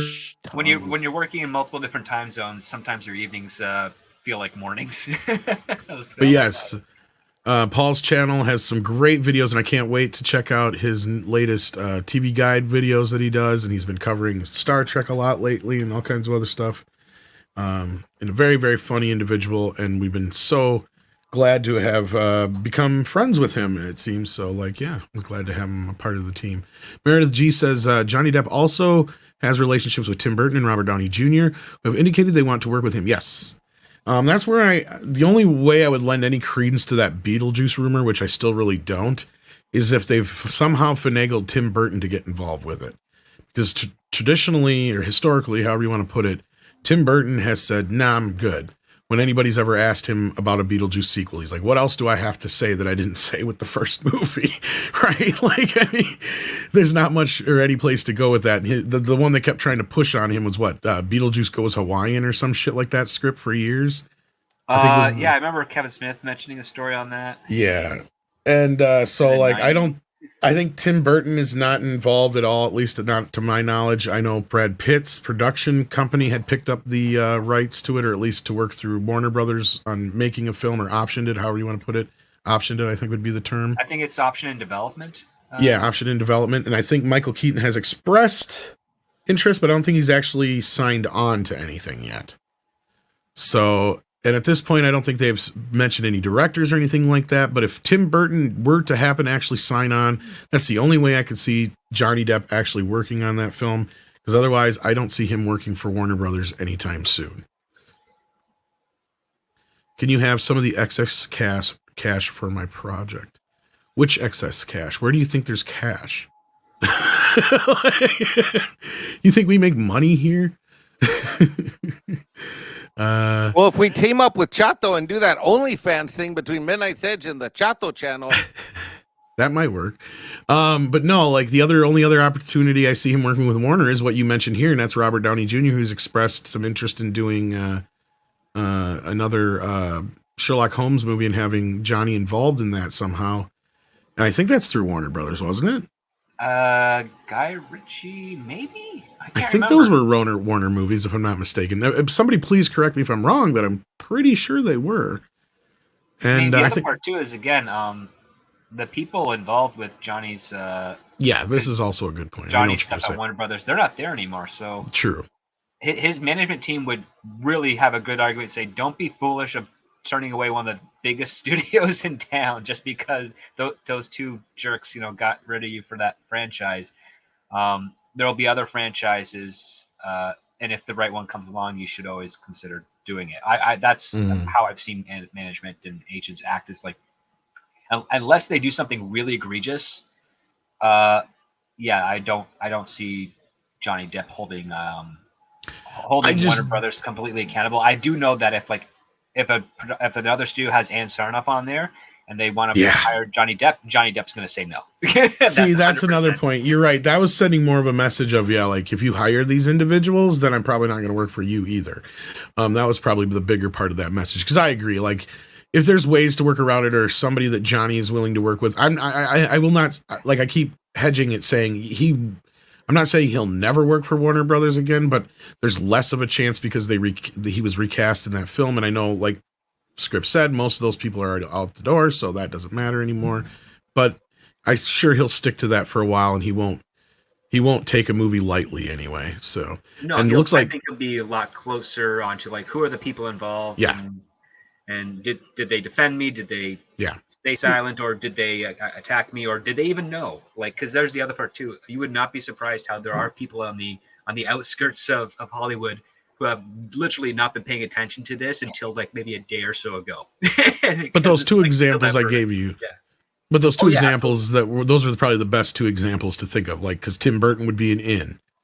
Yep. Robert Downey Jr. would be an in. That's a way to say, I want to work with them so I can overlook this being a Warner Brothers picture. I could probably get some apologies from some of the people that are still there if they are. If not, then it's no big deal. So, yeah.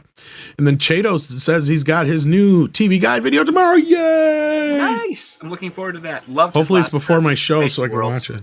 I really liked his last Strange New Worlds thing because he pointed out a lot of things I had issues with it. Well, I've been loving these TV Guide shows, not just because I obviously wasn't alive in the 70s, but I remember a lot of those shows in reruns. But like when you're doing some of this stuff, Paul, I love getting to reminded of shows that I've forgotten about specifically, and of course learning about shows I've never seen before, and also you get a great insight into the mentality of the networks at that time. Exactly. They're pitching. And it's like, wow, that is... Yeah. Some of them took some risks, and some of them you're noticing some repetition with regards to certain aspects of shows. Like, especially from the ones that failed after like a couple of episodes back in the day. I was barely... whatever you would call it, what is it, zygote or whatever it is, for like a couple months in the 70s, and that's about it. I wasn't barely in the 70s. Yeah, you didn't become a fetus until the new year. Somewhere around that area. So yeah, it was 6 months into the new year somewhere I was born. So do the math.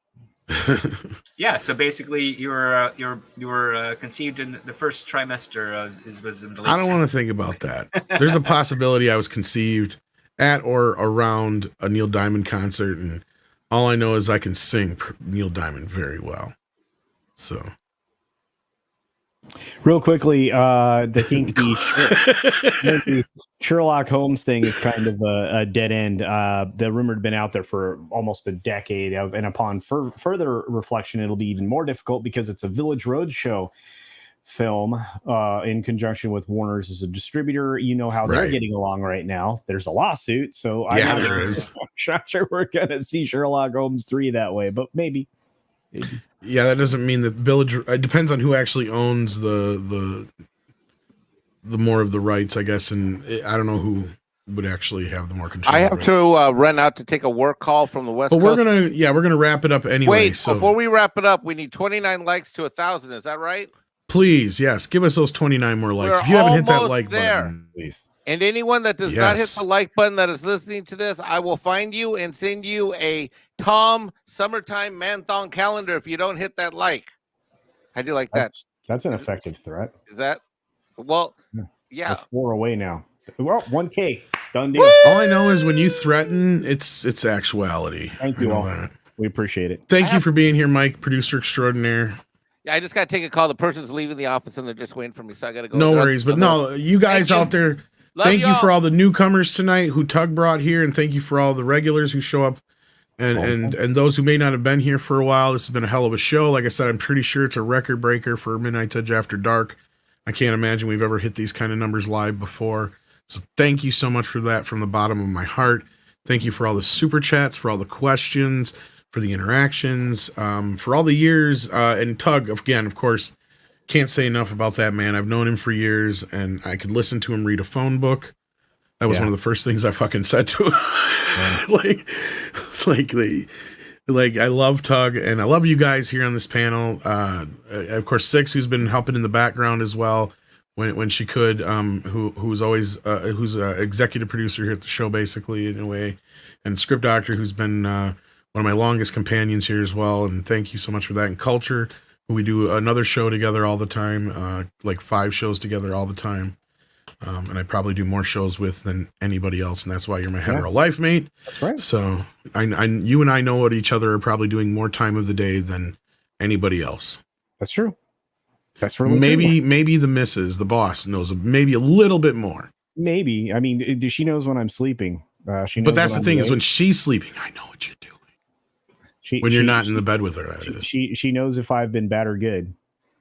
So be good, for goodness sake. And you guys be good too, and take care of yourselves and each other. Check out Culture's channel. Check out Script Doctor's channel. Check out Tug's channel if you haven't already, obviously. Check out, Mikey does have a channel and he does unboxings and all kinds of fun stuff. Check out Chado's channel. Who else should I plug here real quick? Nick. 32 Flavors of Nick Weiser. Check out his channel as well, who's also become a regular here on Tuesday nights. And I believe he'll have a stream later as well. So I'm sure most of you, if you haven't headed over to Tug's stream already, head on over there and tell him you said hello from MEAD. We appreciate that. Thank you so much, guys. And I think we didn't even get into the Joker news or anything like that. Not that I had it in the title, but I knew this Amber thing. Tomorrow. I knew. I think we're going to talk about it tomorrow anyway. Andre's got a video coming up about it. So and this is something I've been talking about for a while. So I guess, if anything, I just deserve it and I fucking knew it maybe, but because I did mention something about Harley and everybody's like, nah, it's not going to be Harley. But I was like, yeah, I think it's going to be Harley. So that's the big news. Yeah, it looks like it is. Yeah. At this point. I fucking knew it. Oh! I don't know if I could have predicted it would have been a musical though. The title is a good double entendre because it's, crazy for 2, but it's also a 2. See, and I had heard something about, and then as soon as I seen that title, that's the first thing. And I remember saying, I don't think it was on this stream. It was on somebody's stream. I'm like, yeah, that's Harley. That's him and Harley. Paul says that Village People Roadshow will be producing a Sherlock in S&M leather. People might want to see that though, Paul. But all right, so you can catch Paul with us actually live on Friday on the morning show, but we'll be back with the morning show tomorrow morning. I wasn't going to be here, but I am going to be here now. My surgery got moved or postponed or canceled, whatever you want to call it, for various reasons I'm not getting into, mostly insurance. But I will be at the show tomorrow, and I have no idea if we have a guest or not, so I have nobody to plug. But I know we have some guests coming up to look forward to as well, like Paul on Friday, and maybe Script will be there, Culture might be there, Mikey might be there. You never know who will show up on the morning show. It is always a gas, though. Thank you so much, Paul, for being here, as well as the rest of you. And with that, I'm going to say good night and take care of yourselves and each other. Future.